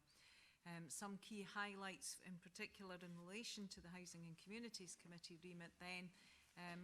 We have obviously been widely acknowledged as sector leading in our approach to tackling homelessness, and we're working towards delivery of our rapid rehousing transition plan. Our home first approach and our homelessness prevention activity has reduced In the year to date, the overall number of homeless presentations by 38%. And this is quite a remarkable achievement, particularly given that the current national trend in our local benchmarking indicates that that is not what's happening anyplace else in the country, and indeed homeless presentations are increasing. Therefore, that is another indication that of the success of our Home First approach, and that the model, with our focus on early intervention and prevention, is making a huge difference to those people who could but aren't finding themselves in a homeless situation. We continue to work with our partners within the health and social care through the work of the Independent Living Group to ensure that people with health and social needs have access to the right type of housing to enable them to live as independently as possible, and we will continue to do that. There is more to be done, as you can imagine, but we're getting some good successes there now as well. And the Warm Homes initiative has progressed well this year, and the initiative has reduced the number of hard-to-heat homes yet again. And private residents have also been engaged and will benefit from this programme. I would like, as usual, to say that I'm really proud of the hard work and commitment with all the staff and the teams involved in delivering the services across, the area, and we're happy to take any questions on the report. Thank you. Do we have any questions? Councillor McCall. Thank you. I suppose my question is perhaps, well, as a comment and a question. On page 111, where your performance indicator exceptions and where you're exceeding your target, the first item is emission from council properties, and it's environment and infrastructure. Does that include housing properties? No, this is clearly in relation to all of the other things on the general fund. It doesn't include housing properties. What we're looking at, is how we can gather that information effectively. And is there an indicator, therefore, on the emissions from council properties that are housing? No. We don't currently have a requirement to do that, but Claire might want to add anything.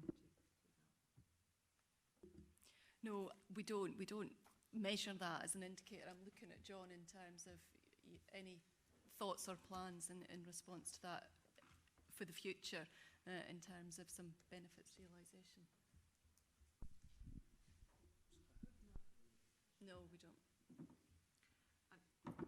However, Councillor McCall, I understand your question, and I think that, the issue that we've had is, ensuring that our homes are as energy as efficient as they possibly can, and as a result of that, then, they will be becoming more, the emissions will be less, but we don't actually have a measure and an ability to measure that because we are not paying for the fuel, so we don't know how much, people's fuel bills are.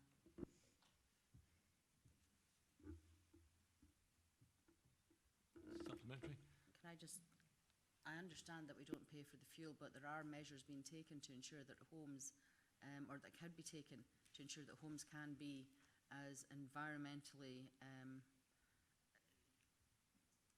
efficient as they could be, and then I accept that they don't pay the fuel, so I think it's perhaps something worth considering going forward for future performance reports, particularly around the council's general move towards greater environmental efficiencies and the climate challenge that we're all facing. Sure, Claire and John will be able to provide a little bit more detail around about EPC ratings, because we obviously have work that we have done and will continue to do to make sure that, those are as good as possible. I think just quickly to add to that, absolutely, we've undertaken, a huge number of energy efficiency measures within our council properties. We have actually got a workshop planned with our project management, our capital programme team over the next few weeks to actually look to future measures in terms of improving energy efficiency of properties. And one area that we absolutely realise we've undertaken a massive amount of work, but what we really need to do, I think, is answer the question that you're asking is what's the benefit realisation of that, and that certainly is a plan for us in terms of going forward. So we'll keep committee informed on that, but certainly in terms of our contribution to the overall sort of low carbon strategy, energy efficiency, and indeed fuel poverty. It is an area for us. We've done a huge amount of work, but what we really need to now do is really evidence the impact of that and the benefits realisation. So certainly that is a work in progress, and unfortunately I don't have the detail to give you today. Thank you, and I look forward to seeing further reports at future meetings. Councillor Drysdale. Thank you, Convener. On the same page regarding performance indicator exceptions, and I just wanted clarification so that I know whether to be impressed, very impressed, or hugely impressed with the data on completion of emergency repairs. The information before me indicates that to complete emergency repairs is in round figures 3.5 hours, but that the national average for the same indicator was 3.6 days. Is that correct? Is it correct that we are completing repairs same day? The actual target is days and the measure is days, so there's been a typo there in time. Okay, so I'm just impressed rather than hugely or very impressed. Right, okay. In which case, if you don't mind, I had a follow-up question, which is, given that what you said now is that the target for completion of emergency repairs is 4 days, I'm wondering why the target is higher than the national average of 3.6 days. That's an internal target, and obviously in terms of there's been an improvement nationally in that respect. The national average is 3.6 days, but as you can see, we're performing well. What we also need to look at is that within our overall basket of indicators, this is just one indicator within a range within a repair service, such as our void turnaround, our responsive repairs. So there are a number of different indicators, so it's balancing our performance across all of these, but we do continue to perform well. And as we review going forward, our BMIP, as the BMIP is reviewed next year, we will look at our performance against the national average and maybe set a further stretch target there, depending on capacity and the wider performance scorecard. Councillor McEwan. I had two questions, but luckily for you guys, Sheila asked the first question I was going to ask as well. And what I'll comment on that is that, we have a climate emergency, we're all engaging in this, but we have no idea what our carbon footprint is. It would be impossible for us to get to zero carbon emissions if we don't know what our own carbon footprint is. So the comments from the head of housing are well received, that we need to be able to look and start measuring these things. We need to actually not just agree with climate revival people, but we need to actually start acting on this and start doing things as a council. And housing is by far one of the biggest aspects of creating a carbon zero economy. Transport comes in the other part of the director's brief. My question is related to that. On page 107 of the document, we talk about the warmer homes, and we talk about the alternatives to main gas and stuff, and we have a small, what I think is a very small sort of a bullet point, which generally summarises the efforts we've made to heat people's homes in a different way. But the numbers here don't tell me whether these are old homes, new homes, etc., etc. And I was hoping that the information we would start getting under this section would actually be a bit more chunkier and be a wee bit more detailed, so that we can actually start targeting the areas where we're performing well and congratulate, but where we're not performing well, so that we can target the resources that we do have in that direction. I understand, sort of the nature of that, sort of obviously, sort of in terms of our climate approach, sort of it is developing. We will be bringing back a report to the council in due course in terms of the overall approach to climate change. I think it's fair to say that what we're trying to do is give an indication that we're, we're not ignoring it within the work that we're doing, and we'll take on board your comments. Do we have any further questions? Councillor Barrett, sorry. Thanks, Convener. On page 106, the second bottom bullet, it refers to the substantial increase in the numbers of tenants taking part in the rent setting survey. I just wondered if we could get some of the key actions that brought about that dramatic increase highlighted to the committee. I'm not sure I was paying full attention, but I always understood that the average length of time to complete emergency repairs was in hours and not days, unless since I stopped being in post it's got dramatically worse.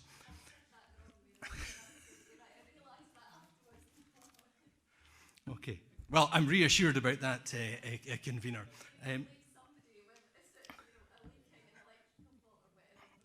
For 4 days, no. Okay. In that case, I am hugely impressed.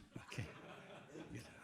And so you should be. Anyway, one of the other points that I wanted to make, without sort of harping back to what it was like in my day, but my final duty as convener was to open a show flat at St Catherine's Road, where we'd installed internal wall insulation at no cost to both council tenants and private owners through the collaboration that the council is doing with SCARF, who are saving cash and reducing fuel, a charity.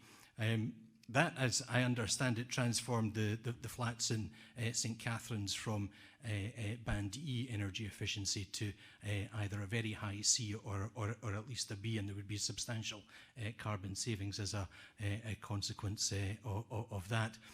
Sadly, that launch got virtually no press coverage, so maybe the members of the press that are still around could try and rectify that in the near future. Thank you. Do we have any other questions? Any comments? Okay, then I'll just sum up if I may. This is a detailed report based upon a 6-month performance summary highlighting where performance exceeded the BMIP target or is unlikely to meet it, and which are considered significant.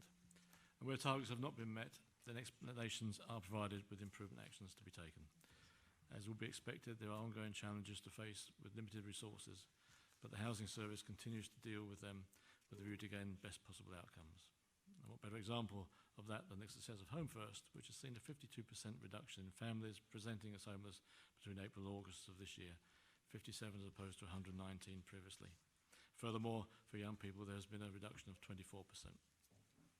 Work of the Independent Living Group, which aims to ensure that people with health and social needs have access to the right sort of housing in order that they can live as independently as possible, is progressing well.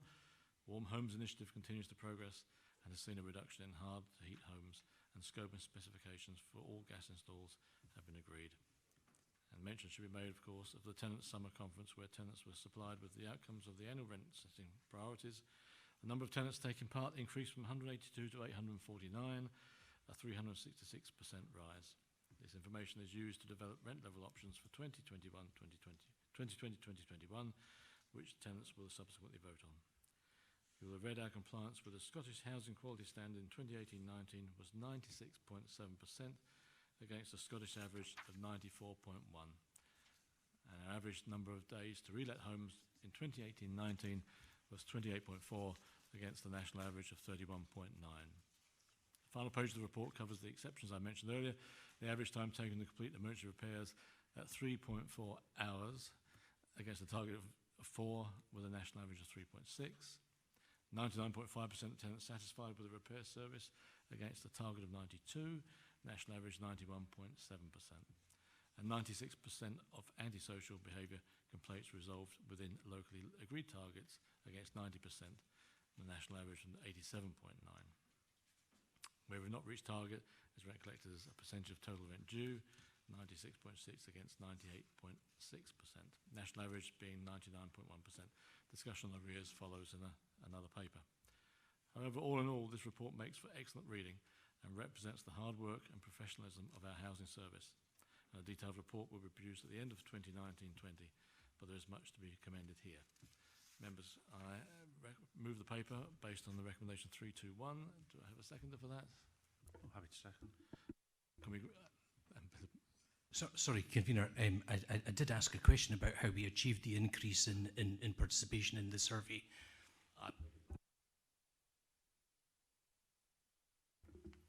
We achieved the increase through a range of activities that Michelle might want to embellish on, but certainly setting targets for our locality teams, ensuring that when they're out and about on the patch that they have, and they've got face-to-face interface with our tenants, that they ask them to complete the survey.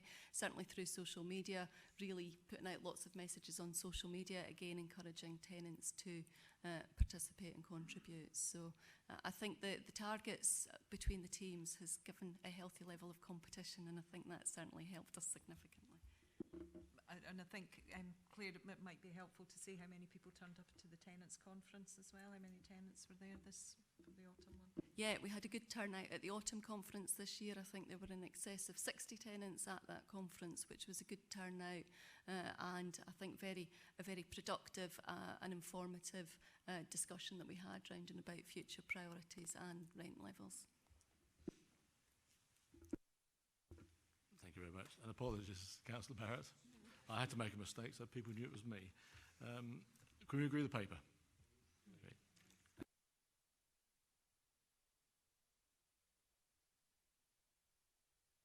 And we move on to paper 7, and the Vice Convener, I think, is taking this one.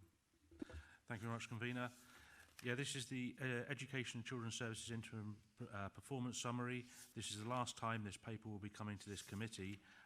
And as the previous paper, it's split across the two committees. The only item on the whole paper is the last item on the performance indicator exceptions on page 135. And it's to do with the statutory criminal justice social work case closures signed off within the 5 working days of release. I have a question for Charlie Cranmer, who's here from the Criminal Justice Service. We're slightly down on our target, and I want to know or ask if this is a result of the removal of the TSOs within the Scottish Prison Service and the issue that the Scottish Prison Service are having with their staffing levels. Thank you for your question. I think it's reasonable to assume that falling staff levels within SPS is having an impact across the whole of the prison service. Concerning the indicator itself, for clarification, it is just a Castle Huntley indicator. I know that's not made clear in the documentation in front of you. So this is something that affects Castle Huntley prison-based social work staff. I checked this morning actually just for an update, and the indicator is now sitting at 69% as of the end of September. Still not hitting the target, but showing a slight improvement on the figure that you have in front of you. Unfortunately, the need to close a case, or the information that prison-based social work receive to close a case, comes from SPS colleagues. So we're very much dependent on receiving that information from SPS staff there. As a result of the staffing issues that SPS are having, and coupled with the increase in prisoner numbers, it's presenting a real challenge for SPS staff to get that information to prison-based social work to allow the staff there to know when to close a case. We are working with SPS, and we continue to work with SPS to try and provide a solution to the problem and to improve performance in that area, and we'll continue to do so despite the challenges that the SPS staff are facing at the moment. Just as an additional point, you did mention the through care support officers as well. It's extremely regrettable that the through care support officer service has had to be withdrawn again as a result of the SPS staffing situation. The service itself had made and was making some really significant positive impacts working with short-term prisoners, helping them to reintegrate into our communities. I am pleased to say, though, that the recently reconvened Through Care Network, which is a partnership meeting with officers from different local authorities, so ourselves, Dundee, Angus, Fife, and also other partners, including NHS, the ADP, and SPS, have agreed to address this issue as quickly as possible to try and identify possible solutions to the withdrawal of the service and to see if we can put something else suitable in place for Perth Prison. Thank you very much. Are there any more questions? Councillor McCall. Thank you, Vice Convener. I have multiple questions on this particular aspect. The first one, I suppose, is why is this the last time this will come to this committee? I understand that it's going to get put onto the papers for lifelong learning now the service has moved across to lifelong learning? Okay, well, for me that's completely and utterly counterintuitive that adult criminal social work should be part of part of lifelong learning. There's no synergy there whatsoever. My contention would be that this should be coming to this committee, including all the performance indicators associated with that. I'll ask the Executive Director to... My colleague here, sort of from Committee Services, is saying that we need to update the scheme of administration to ensure that that sits at the most appropriate place. But I think it's a conversation I need to have with the Executive Director of Education and Children's Services as well. Just to clarify this. Thank you, Mrs. Wren. I would agree with you entirely. I've heard anecdotally from colleagues on lifelong learning that they're going to have to be given education on how to be able to understand these reports, which is, again, completely counterintuitive. And that this is part of the whole wider, as far as I'm concerned, communities, part of housing communities. And to that end, I would strongly recommend that we don't agree this report until we get some clarity on it. I think that, sort of in terms of, sort of you can agree the performance information. I think that, sort of in terms of where it is reported in the future, I think, sort of if you're quite happy, Councillor McCall, we take that back. But I think that there's nothing in the report as it stands that would stop you from agreeing it. I think my concern is that we have one performance indicator in isolation from the whole entire context of the criminal justice social work team and the work that they do. So it's an isolated performance indicator with no context, and it really doesn't certainly, I don't feel I've got enough context or information or background to really make any comment whatsoever on this particular indicator in this report. Point is noted, and I'll pick that up both with Sheena and with Jackie Pepper as the Chief Social Work Officer. Any more questions? So we've been asked to recommend that we can consider the area of specific interest and accept the contents of the report, taking into account the comments of Councillor McCall. I'm happy to move the paper. Do I have a seconder? I'll second it for you. Are we all agreed? Thank you. Hand back to the convener. Okay, that's one note of dissent.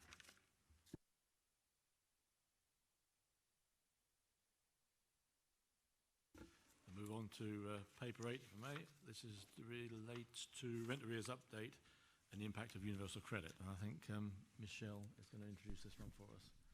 Thank you. Thank you, Convener.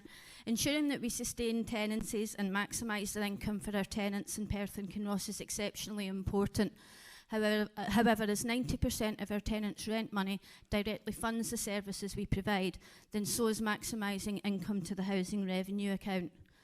We're not alone as a local authority in many of the challenges both we and our tenants face in today's economic climate. Perth and Kinross is considered a fairly affluent area, and we attract many high-profile events and businesses which support our residents and visitors to live life well, and we should be rightly proud of this. However, the Fairer Futures report also highlights issues that we are in line with the national average for the number of our children who are living in poverty.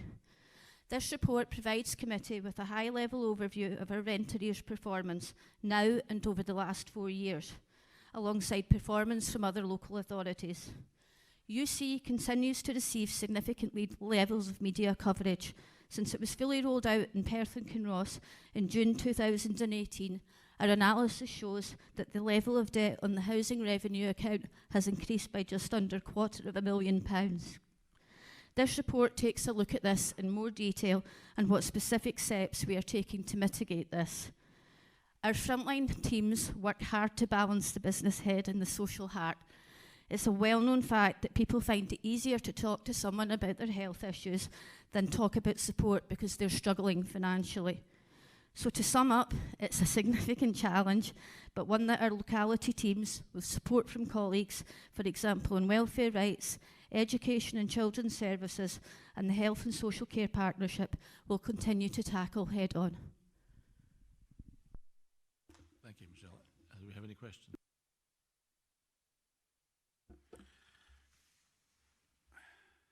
Convener, I have about 6 or 7 different questions on this, which I won't ask because I'm more polite than that. I will focus on a couple and allow others to come in, but towards the end of the debate, if some of the questions can't be answered, I'd like to take the opportunity, should that arise. But I imagine my questions are the same as everybody else. This paper confused me quite a bit when I read it. It was the first one I read out of the whole pack. And at one point I was trying to figure out the impact of universal credit based on the figures I was given on table 210. And that gave me an enormous number of 1.67 million, with it being 76% of arrears. And then when I read further, I thought, no, you're not right there, Tommy. The other information in the paper, and it just seemed to jump around, and then it described information for gross arrears and then this year's current arrears, and I'm sorry, but I just didn't follow a lot of it.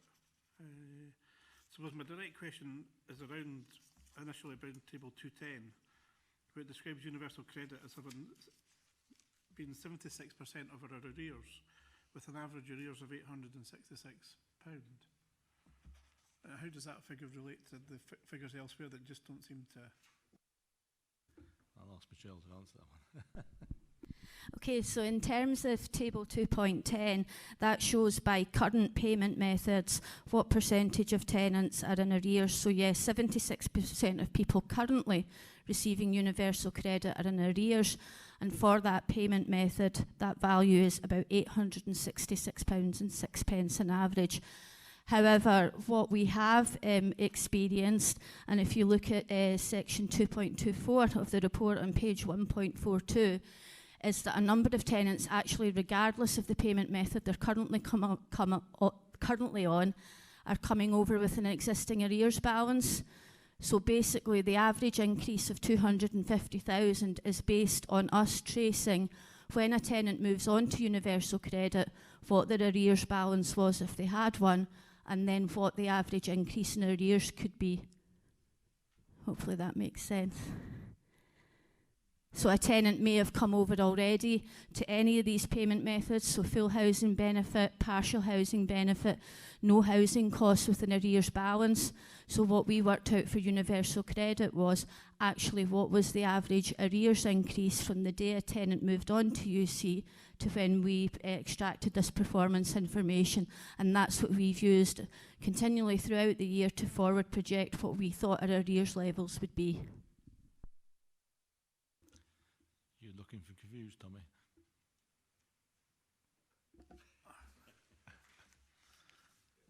I'm a counsellor. I don't deal with this stuff on a daily basis. I'm sure that I can bring forward some pharmacy stuff that other people here wouldn't understand either. And I know sometimes the finance people at NHST say don't understand that information either, but sort of it's... Well, they don't, unfortunately. I think Michelle understands this subject extremely well. Just a point of clarification, it's basically the 76% is of the number of tenants receiving universal credit, what percentage of them are in arrears. So it's not 76% of the overall arrears value, it's of the number of tenants who are getting their housing costs paid through universal credit, what percentage are in arrears. I'd be happy to meet with you out with committee and have a discussion. I can talk about UC and rent arrears for hours. Do you want to ask a friend, Tommy? Or you? I'll leave that sitting because it is. My other question I'll ask just now is in point 2.6. Again, we have this is about in-year collection rates, where in 1819 we were just over 26 million, and then 98.69%, and then our figure goes up to 26.7 million, but our collection rate goes down. So the money goes up, but the collection rate goes down. Is that? It seems a big jump. I understand we've got more houses, but sort of it's... Could you clarify, Michelle, again? So in terms of the increased balance we're due to collect this year, so the 26.7, that obviously reflects the 2.2% rent increase, so we're due to bring in more money. Yes, we acknowledge our performance is lower. It's in-year collection rate at the moment, so basically we will not know until the end of the financial year exactly what our in-year collection rate will be. But basically of the monies that we're due to collect this year, we've collected 96.5. We're seeing a different trend this year, and our collection rate has started off lower than what it's done in previous years, but we monitor it on a monthly basis, and our HMT and SMT, and that is slowly starting to creep up. It depends as well on what time we extract our performance information, because, for example, depending on the payment method a tenant chooses, we might not have, for example, the first of the month direct debits in, or we're still waiting on the monthly payment schedule from the Department of Work and Pensions for universal credit. So basically, it's not until the end of the financial year, when we completely and fully balance our books, that we get our true in-year collection rate.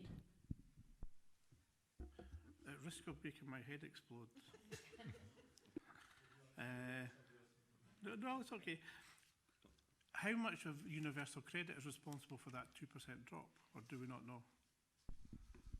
It would be, it's round about $250,000 of what we're due to collect. So I'm looking at Stephen, what percentage would that be?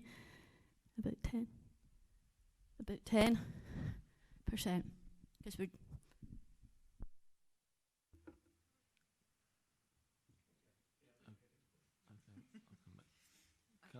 Councillor Bailey, I think, had a question.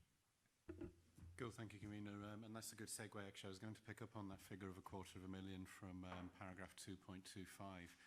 So it says there the overall impact of universal credit on the housing revenue account for the first 12 months of full services, that figure just shy of $250,000. Is that a figure that we will sort of progressively catch up on over the years, or is that a factor of the delayed payment? Do we believe that we'll be always behind by around about $250,000? And if we will always be behind, can we send an invoice down to the Treasury in London and get the interest on that money? Thank you.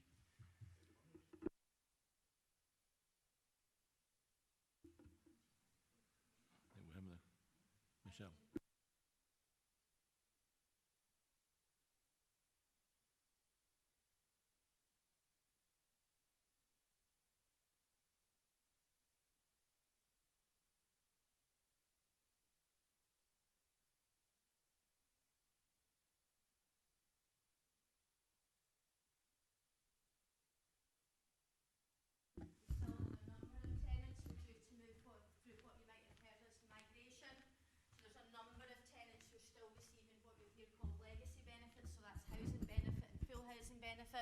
If they have a change in their circumstances that triggers a move to UC, they'll move over to that through natural migration, but the Department of Work and Pensions have still to give us a date as to when everyone else will move over. So the impact could in future years increase, and that's something that we regularly look at. We go on a quarterly basis to our senior management team in relation to providing that overview, because obviously housing revenue account monies fund all the services we deliver, and we've actually presented to our executive officer team. So it's an area we're keeping a good eye on. If we can give committee assurances that our projections that we worked on throughout the last 12 months have shown we're not far off where we estimated we would be. Thank you. I have a comment, but I'll save that to the appropriate section. Councillor Barrett. Thanks, Convener. I'm grateful to the responses that I got from Michelle to questions that I put to her when the papers came out. I think there's a danger that we could disappear in a puff of logic if we overanalyse the figures. And the key thing for me is that there's a serious issue here. Michelle said that 3/4 of UC recipients are in arrears. Just under half of UC recipients have 8 weeks arrears. So it's not just a technical arrear, Alistair, it's a really significant problem for those people. And I think what this report does do is highlight the need for the council to respond to what could be a developing crisis. And the ways that it can do to respond to that are to examine, is the size of the HRA Resilient Fund adequate? I think the report says that there's something like 136,000 out of the 150,000 pounds used? Will that fund need to be increased moving forward? Do we need additional support to our welfare rights team and the numbers of appeals that they successfully can conduct on behalf of our tenants and other claimants in the area? Do we need greater efforts and earlier intervention in alternative payment arrangements? And what are we doing to mitigate the impact of third-party deductions, which amount to £43 per month for people who are absolutely struggling? So I think the report's really useful, and it's flagged up that there's a big issue, but I think what we really need is the action plan and what is the council going to do in response to that, and that's something I'd like to see come back to the committee as a matter of urgency. Claire, would you have any comment on that?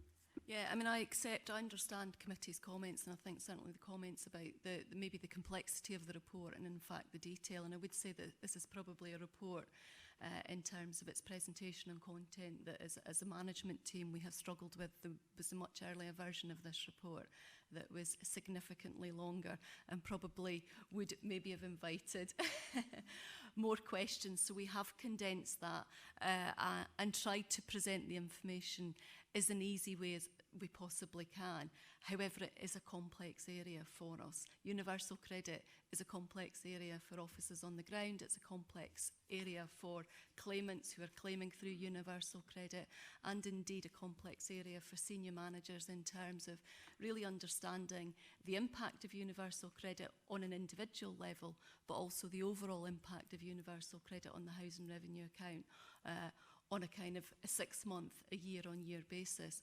So I'd like to reassure committee that the management team certainly are very closely sighted on this. Michelle is probably our in-house expert and could give you all of the detail and all of the answers to some of the very complex questions. She has got a very detailed presentation that evidences all of the analysis that sits behind the figures here that we've arrived at.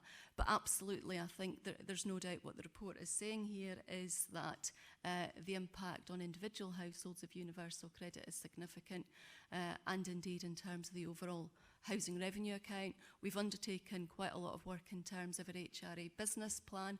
We ensure that we have got sufficient bad debt provision within the housing revenue account to cover any bad debts. So we continually do review that. We work very, very closely with our welfare rights teams. We have welfare rights out in our localities undertaking surgeries, and welfare rights certainly have recently presented to our executive officer team in terms of some of the pressures that they're facing or seeing on the ground, not just in terms of our council tenants, but certainly across the wider impacts in terms of child poverty and the wider poverty agenda.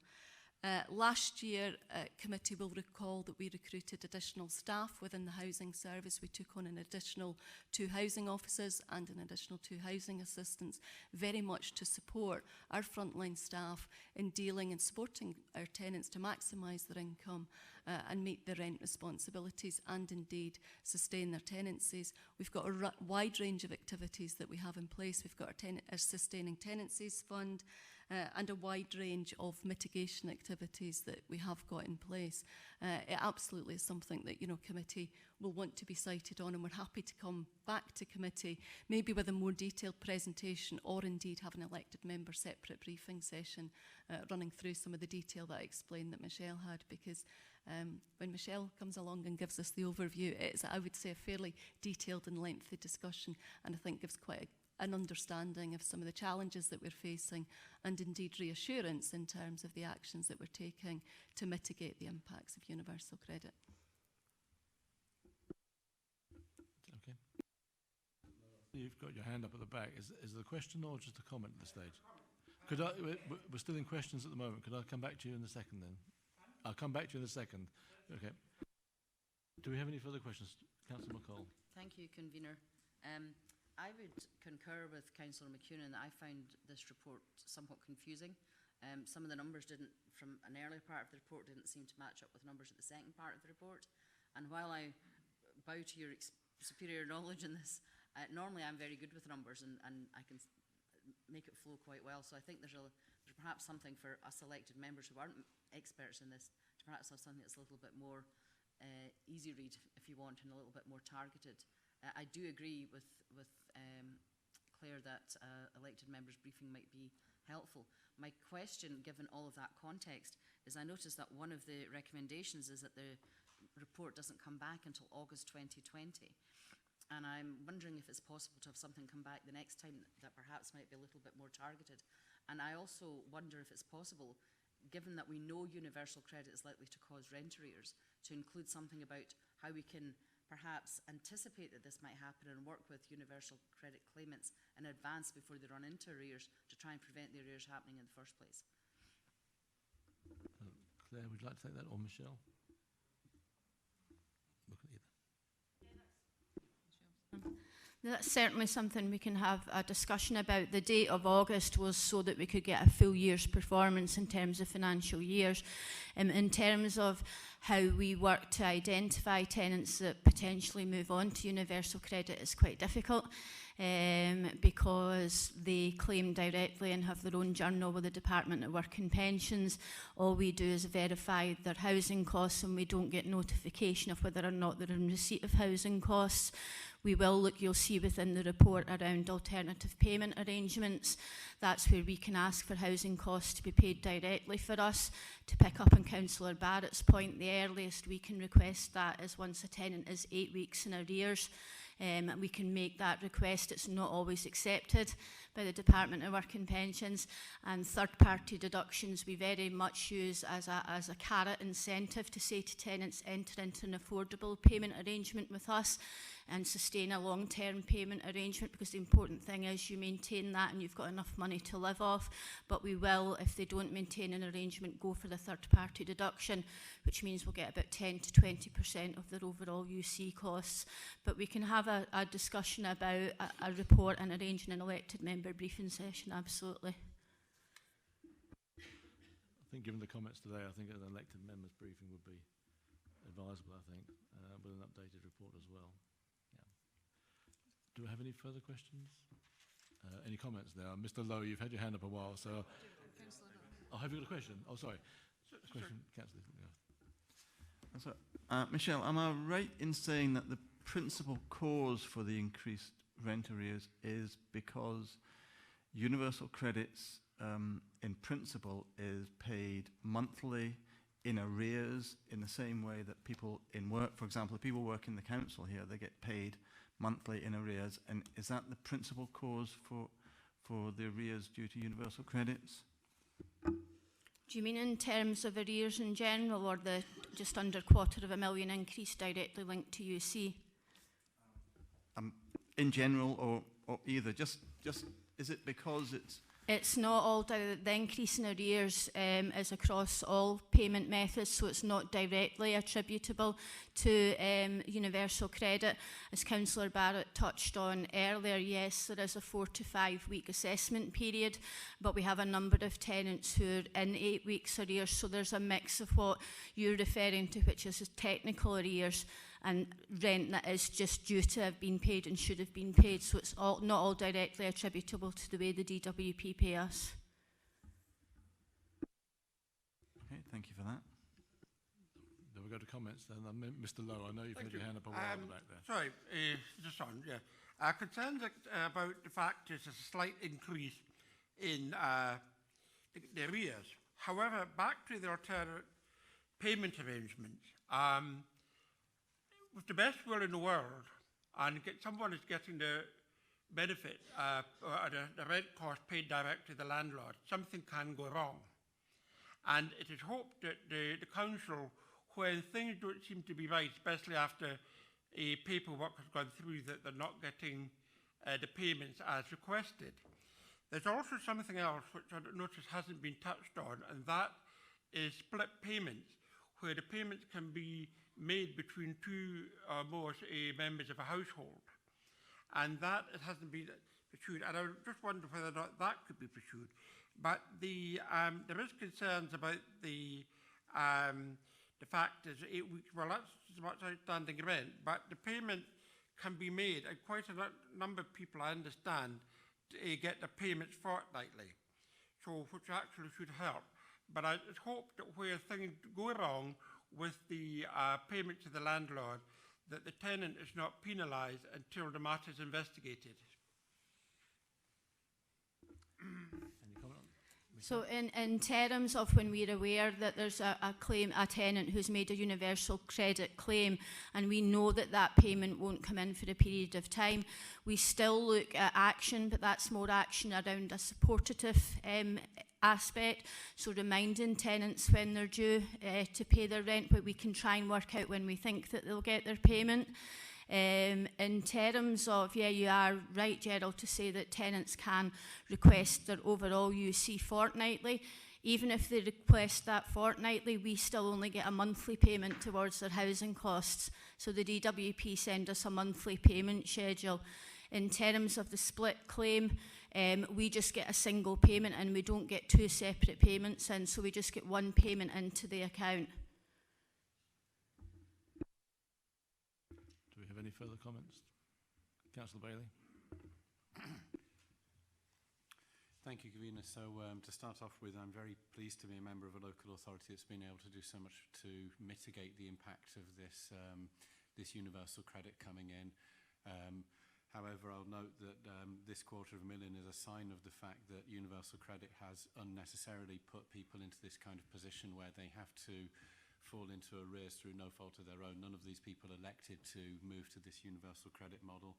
And I think just to finish off, to underline things, this £250,000 figure really puts into stark contrast puts into stark view the fact that the cost to this local authority of being somewhat forgiving is the fact that £250,000 of what would have been this council's money paid to us through those tenants has now ended up in the Treasury's hands, and in the process of it going that way, it's ended up causing us all this inconvenience, causing our residents all this unnecessary inconvenience. And I just find that all terribly disappointing, but no disappointment at all on the behalf of this local authority. I think we've done a sterling job of supporting people through this very difficult transition, so thank you. Councillor Illingworth. Yep. Having worked in a benefits office for a number of years in Dundee, I can tell you that this rosy-eyed view of benefits before of the six legacy benefits is slightly rose-tinted. The three fundamental principles of universal credits are that, first, that it's based around work. It's about those who can work, should work, and those who cannot should be protected from poverty. The second principle is that work should always pay. So with universal credits, 10 hours worked will give you more income than 5 hours work, and that was not the case with working tax credits. They're also increasing the threshold where people start to pay income tax at £12,500. And the third thing they're doing is increasing the national living wage so that in a few years' time it will be equal to the real living wage that this council promotes. The third principle is that the system should be fair. Fair for taxpayers who pay for it, fair for those who receive it, and fair for future generations who deserve to be supported by the safety net, not trapped beneath it. Now, in the shorter term, the DWP are doing a number of initiatives to increase the number of vulnerable people who will benefit from a higher frequency of payments, and that's either fortnightly or sometimes even weekly. And they're looking at ways that we can get more private sector landlords paid directly by the DWP, and that will save us, reduced evictions that will end up at our housing advice centre. Finally, to conclude, I think we should be extremely proud of what this council does to promote the well-being of the less well-off, and in the same way, we should be equally appreciative of what the DWP and Universal Credits is doing to improve the welfare of people across Perth and Kinross. Thank you. Councillor Barrett, did you have something? Yeah, Convener, I think notwithstanding the kind offer to have a members' briefing session, I did say in my previous remarks that I think it requires more than a briefing. And I think this committee needs to know what additional steps the council and working with its partners can take to address this what I would say was a crisis causing poverty in our community. And I think Councillor Illingworth can wax lyrical about the principles behind universal credit, but the practicalities are entirely different. It's not characterised by fairness, and it's certainly not characterised by avoiding unnecessary poverty. So, and I think in line with the comments that Councillor McCall made, I think I would like to see a report back to this committee at its next meeting on what additional steps, either within current budgets or we need to be looking at in terms of next year's HRA budget, are going to better address this crisis, because clearly the impact of universal credit is only going to grow, and we can't just sit and fold our arms and say, well, what we're doing is adequate, because it's not up to the job at the moment, despite the best intentions and best efforts. I think it needs and requires greater resource to tackle it. So certainly I would like to move an additional recommendation if that's required, or if you're happy to agree that we bring a report back, then that would be perfectly adequate, Convener. I think Councillor Barrett, that's been taken on board. Thank you very much, and that will be done. Thank you. Councillor McEwen. Well, Councillor Barrett said about half of what I was going to say already, so I'm in complete agreement with him. I'm sure it's not the first time, but it's... I think there's a slogan coming, I agree with Peter, which might be used over the next 6 weeks. But no. We'll make up our own slogans, thank you. Michelle mentioned in her introduction to the paper Fairer Futures, which deals with child poverty and the problems with fuel poverty in our rather affluent council area. 4,000 children in poverty, their families on universal credit, getting deliberately put into no money for months at a time. And then asked when they're in arrears to actually take extra money out of that small amount of money they get to pay the council back. I agree with Councillor Bailey that universal credit is a robbery of funds from the council by Westminster government policy. And I actually think we should ask for that money back from Westminster as the outcome of universal credit, because they are deliberately putting our housing revenue account into deficit to implement a policy that supposedly puts people back into work, but it doesn't. And in future it will be shown that it doesn't put people back into work. I cannot accept this paper, Convener. I don't think we can accept it for the conclusion and recommendations you have. I was going to suggest the paper come back, written in a slightly different way, with a briefing beforehand to help us understand and help us to it, and to bring forward some of the items that have already been brought up in the comment section. And that, yes, our meeting on the 29th of January is the next opportunity to do that, and I would support that. The paper itself is for noting. We'll have a better report back on the next committee, so it is just for noting this one. Would also like to point out that meeting on the 29th of January will be the rent setting meeting as well. That's when we would, sort of traditionally bring the paper. So the two things will clearly go hand in hand. Councillor Illingworth. I wonder if I could make a further comment.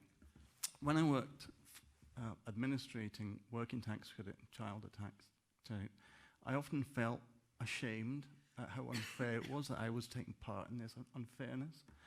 For example, I felt ashamed when a single mum had to pay £3,500 back to tax credits, not because she wasn't working. She was working 16 hours a week, but her employer wasn't paying her for her coffee breaks. I also felt ashamed when I had a gentleman call up to ask if he would be better off with £1,500 overtime. I had to tell him no, he would be worse off by £100 if he did that overtime.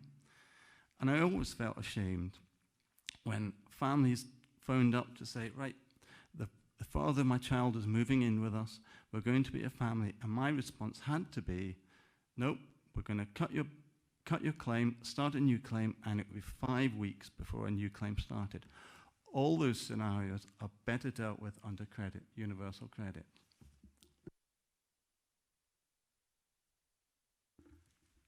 we're going to draw this to a close. Have you have any further comments at all? No? No. Right, okay, then I'll just sum up very quickly, if I may.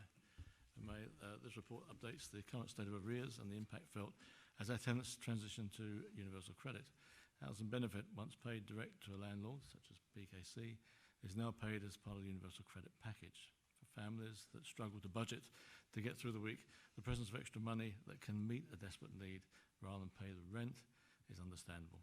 And rent pushed down the list and the cycle begins. That said, our tenants have a commitment and obligation to pay rent, and failing to do so gives rise to arrears, which in turn impacts upon the housing revenue account and its ability to fund the various projects that it's committed to. I think this paper does point out, and it's important to note, that 66% of our tenants do not have any arrears, and those with arrears, 53% had arrears balance of below £250.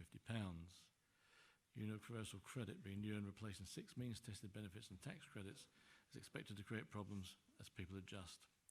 The report does compare the experiences of other local authorities, particularly East Lothian, which was the first to move to full-service universal credit in March 2016. Although we must be very careful in making comparisons, the East Lothian is now showing signs of improved performance should be viewed with cautious optimism. It is pertinent to mention that arrears levels in PKC have increased at a lower rate than they experienced. The report highlights resources that officers can call on: the Sustaining Tenancies Fund, alternative payment arrangements, which can be requested by a landlord where 8 weeks or more rent is outstanding, and third-party deductions, which are deducted from a tenant's universal credit entitlement by arrangement. Rightly, we must monitor the arrears level and the effect it has on the housing revenue account balance. However, I have every confidence in our officers that they are aware of this and are working to the fullest extent to ease the transition to universal credit, to control the arrears, and to help those needy families. And I ask, therefore, that we can note the paper. We agreed? Agreed. And we now move on to paper 9. I think Claire is going to introduce this regarding the Strategic Housing Investment Plan. The Strategic Housing Investment Plan, or SHIP, sets out how Scottish Government funding for development of affordable housing will be invested to support the delivery of our local housing strategy outcomes. The SHIP sets out how the Council will use the funding that's available to invest in the programme of Council Build, as well as direct investment into housing developments that would be progressed by housing associations and other partner agencies. The Scottish Government requires us to submit the SHIP to them on an annual basis. The target for social housing completions in the local housing strategy is 150 properties per year. Completions for the first 3 years of the current local housing strategy have exceeded this target, with a total of 500 houses for social rent or shared equity being completed over a 3-year period. Last year, we successfully delivered a number of much-needed good quality affordable homes in Birch Avenue, Crieff Road, Blackthorn Place. Our new build programme, along with a range of other activities, has supported us to deliver much-needed housing to people in the area, enable the successful delivery of Home First.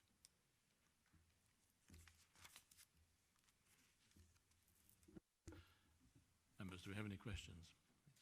Councillor Bailey. A bit of a parochial question, but I'll try and hide the fact. So taking an example of an area where so I'd welcome more local authority housing and affordable housing in general in our rural areas, including my patch. In a case where, let's say, the planning application gets refused for a development that was to include some local authority housing, would we as a council then look to identify some alternative sites to still meet that demand in that area? Yes. Councillor McEwan. This is a simple little question. 1.4 of the actual report on page 158, it talks about the 1,000 homes over 5 years, which includes the 25% excess. In our reports, we always look at the 150 houses, which is actually with the excess taken away. So why don't we just keep it as 200 houses?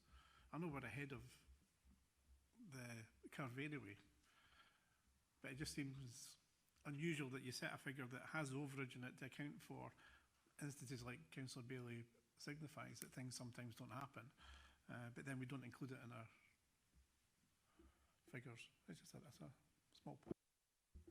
I suppose the over-planning approach that, as you say, is described in section 1.4 then ensures the deliverability of the target. So I suppose it's just explaining why we've got additional plans within the SHIP that enable us to deliver on the targets that we've set within the local housing strategy. So I understand your point, but it's a process, or it's an approach that is absolutely recommended by the Scottish Government. And within the SHIP, the Scottish Government are quite clear in terms of the guidelines within the SHIP, in terms of how we present the information and the content, and the SHIP that we have presented to you today follows those guidelines. So it is a recommended approach that we take. I don't know if Norma wants to add any more to that. No.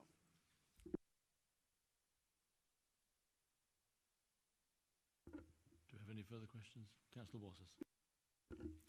Thank you, Convener. Probably carries on this a little bit from what Claire said, and we notice in the intro to the SHIP, we've got quite a lot of mention of low carbon houses and affordable heating and that, but within the actual SHIP document, we have very, very little mention of any strategy and how we can improve or enhance the minimising the CO2 output from the houses.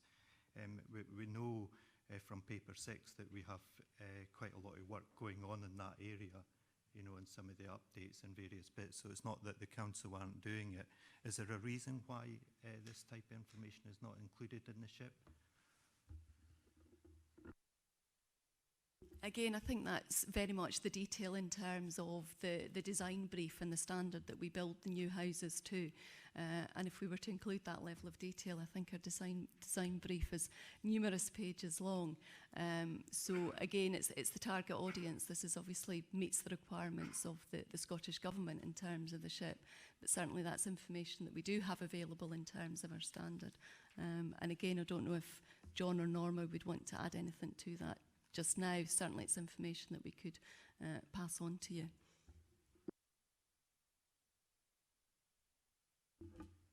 Maybe just to add that we do endeavour to ourselves and our partner agencies to encourage people to build to at least silver standard, as you know, per the building warrant standards, which do take into account those aspects.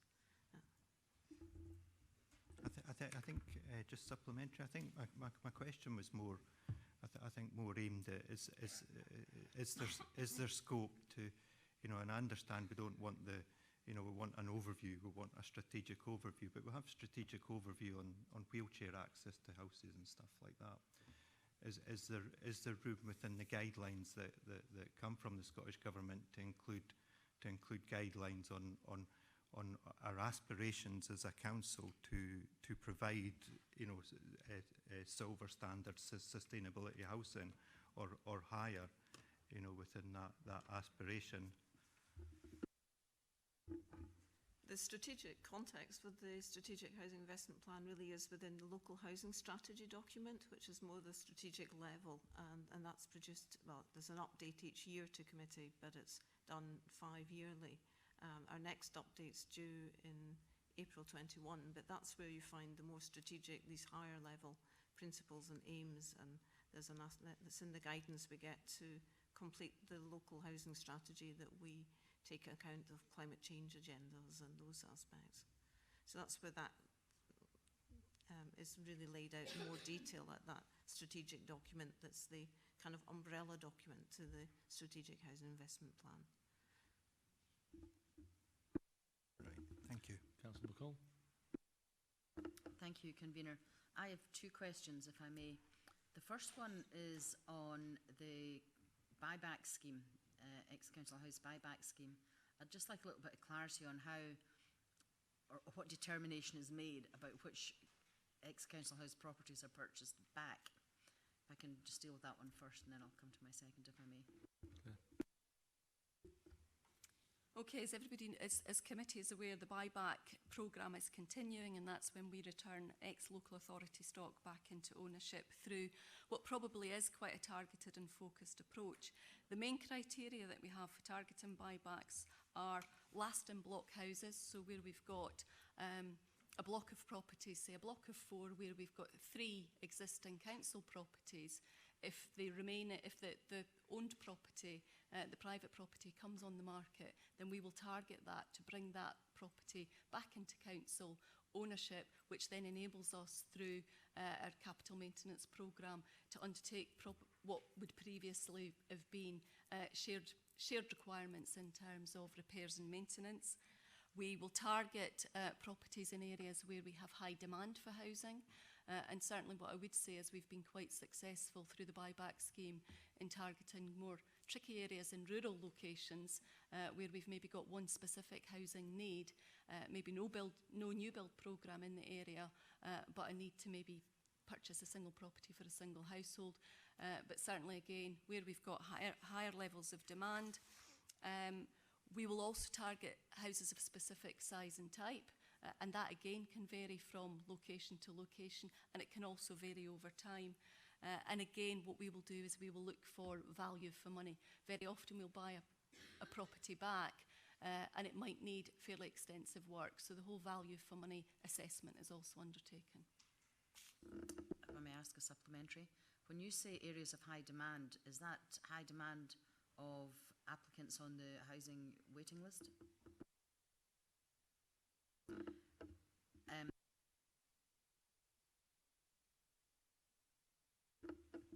I think therefore that in some areas where there has been high density of council housing, that many of the properties that have been purchased are actually have been purchased as buy-to-let properties, and so there is demand for rented accommodation in those areas and former council properties.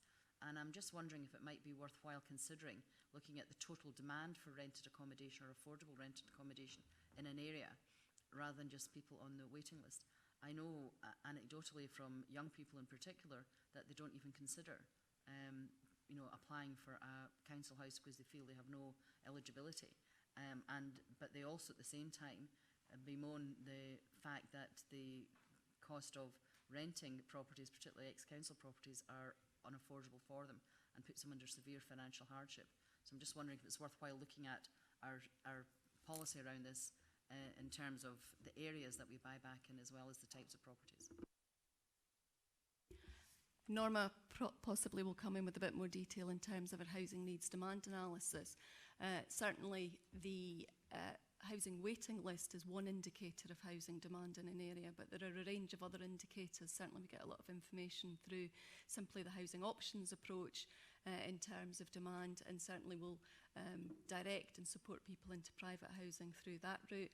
We're currently undertaking some rural housing needs demand analysis in some of our rural areas, and through a wider provision we look at the housing needs demand analysis. So it's a combination of factors that give us the overall picture of demand in the area. Norma, you might want to explain a wee bit more about the housing needs demand analysis approach.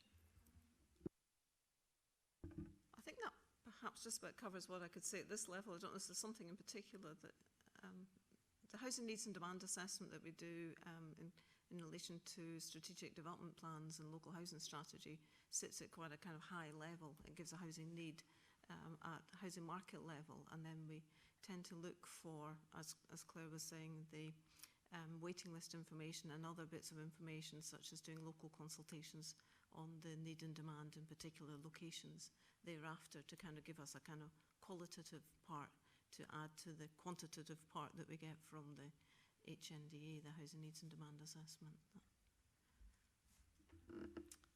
My main question is because I think in my particular ward there is a much lower level of public housing than there used to be when I was growing up there. And I do know that these properties were sold initially and they come back on the market, yet I see no evidence of any of them coming back into under the buyback scheme. Now you've mentioned that some of them are shared properties, but if we continue down that route, then we're never going to really address the issue of shortage of housing in an area. But many are not, they're semi-detached, or they're not necessarily like 4 in a block, which a lot of them are. So I think perhaps some more detail about this strategy would be helpful in future, next time this comes before committee.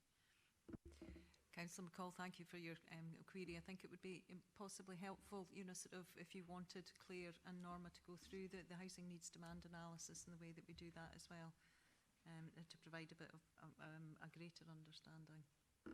Thank you, that would be helpful. But I think it would be helpful for all committee members here, because we all have an interest in making sure that there is affordable housing in the wards that we represent, so I don't want to be parochial about this. If I may ask my second question, actually, if I can get my machine to come back up. It's gone into quiet mode. It's really about the Housing Investment Fund and the fact that it hasn't been taken up. Housing Infrastructure Fund, my apologies. On page 163. And I'm just wondering if you can give us some additional detail as to what has prevented that moving forward. Will it be Norma? Yes, the Housing Infrastructure Fund is actually been subject to quite a lot of conversations across the country with the Scottish Government.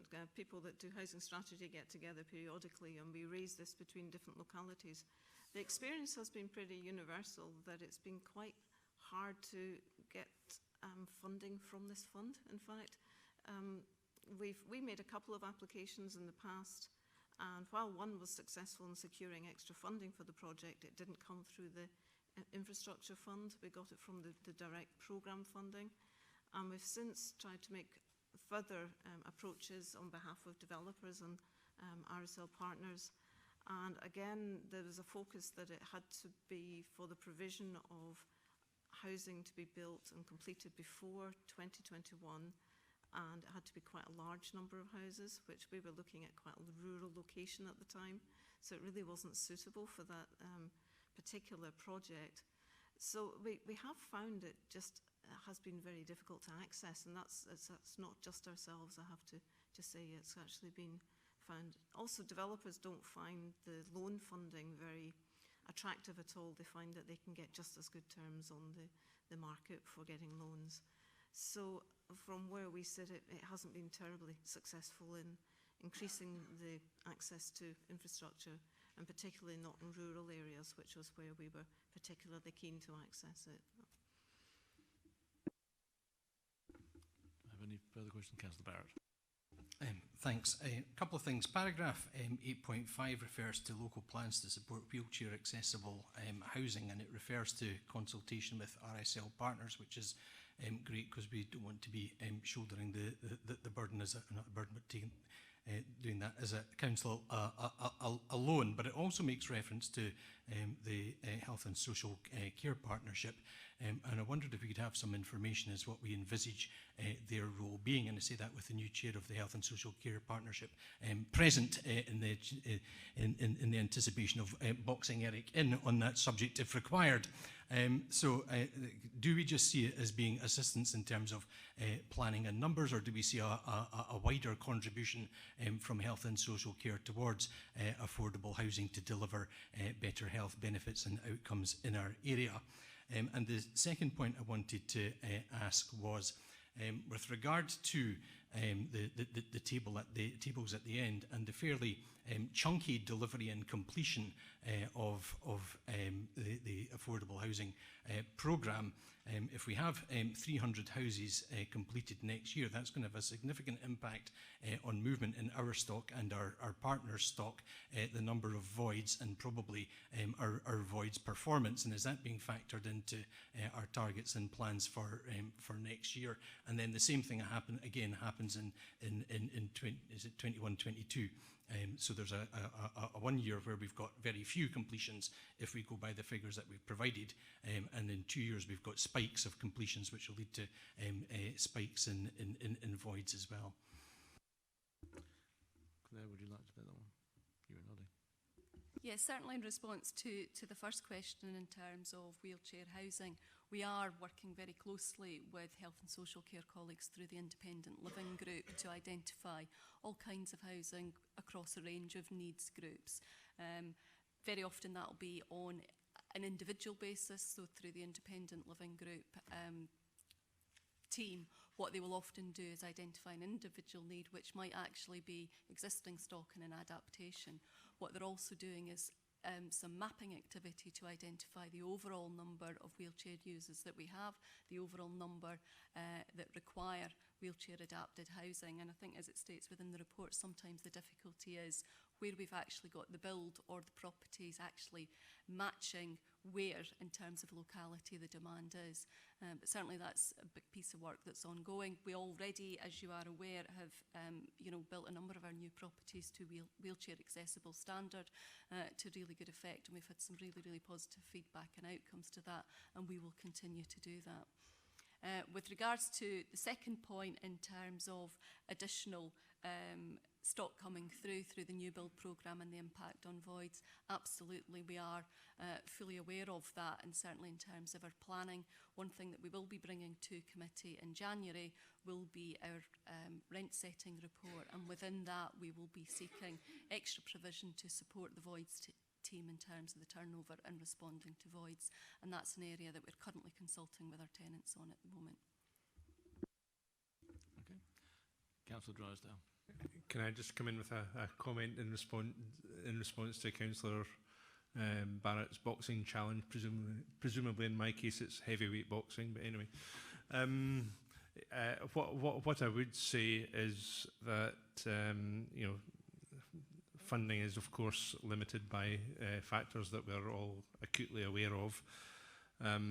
But I have many friends who are wheelchair users.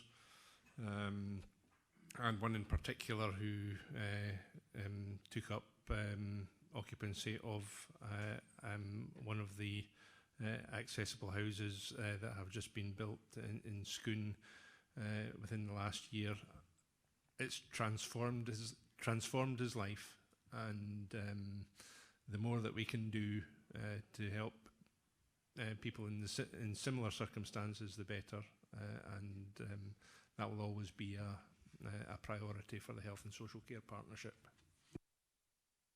Thank you. Do we have any other questions, comments? Members, I'm conscious of the time, so I'm going to suggest that we just move the paper. It's quite detailed and informative, so can we agree the paper, please?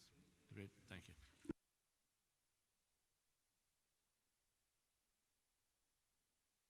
So we've finally come to the last paper regarding the annual assurance statement. I think Claire wants to just make a short statement on that. Okay, the report provides committee with an overview of a new requirement for all social landlords to submit an annual assurance statement to the Scottish Housing Regulator. The new regulatory framework was published in February of this year and details how the Housing Regulator will regulate landlords. Central to the new approach is landlords assuring themselves and their tenants through self-assurance. Each landlord is responsible for delivering good outcomes, and the regulator is absolutely clear that we must be self-aware, analytical, open and honest about performance and drive improvement. Our performance and progress is regularly reported to committee, and committee is aware that the regulator published its plans for engagement earlier this year. Perth and Kinross was only one of 3 local authorities where the regulator indicated that there was no requirement for engagement, and this does reflect their confidence in our approach. Our continued high levels of performance, high levels of tenant satisfaction, and continued low levels of rent hopefully provide assurance to committee that we're delivering or exceeding the required standards by the Housing Regulator.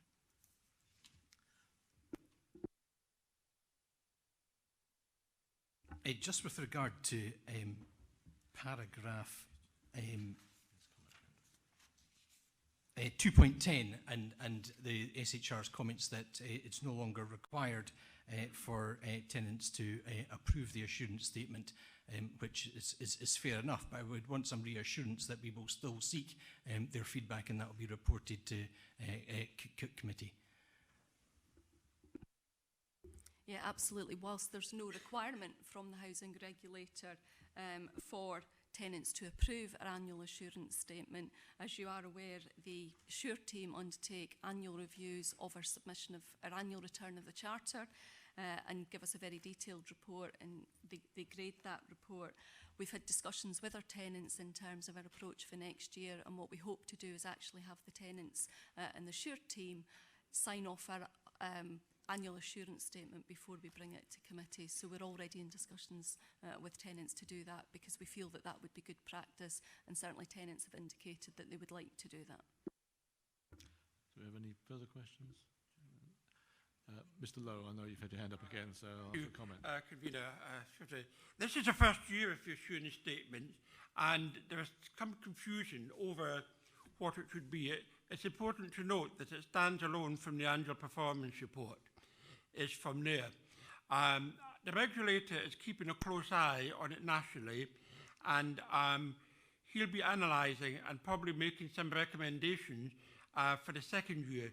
So anything that's not quite right, don't worry too much, because it will be, the regulator will make these recommendations. There's also some confusion about what level tenants should be involved. It is from there. Whether they should be involved prior to the assurance statement set up or afterwards. That has certainly, I know it has been looked at, and Claire mentioned the assure team and the information, but it is accepted that tenant input is important, although, as I say, the level of input is just not absolutely clear. So that will be, again, to be looked at. But hopefully, anyway, that for when the regulator does get a copy of the report and does his analysis over the current year, that the council do get a good report back, or not a negative one. Thank you. No further comments? Are we happy to move the paper? Thank you, members. Thank you very much.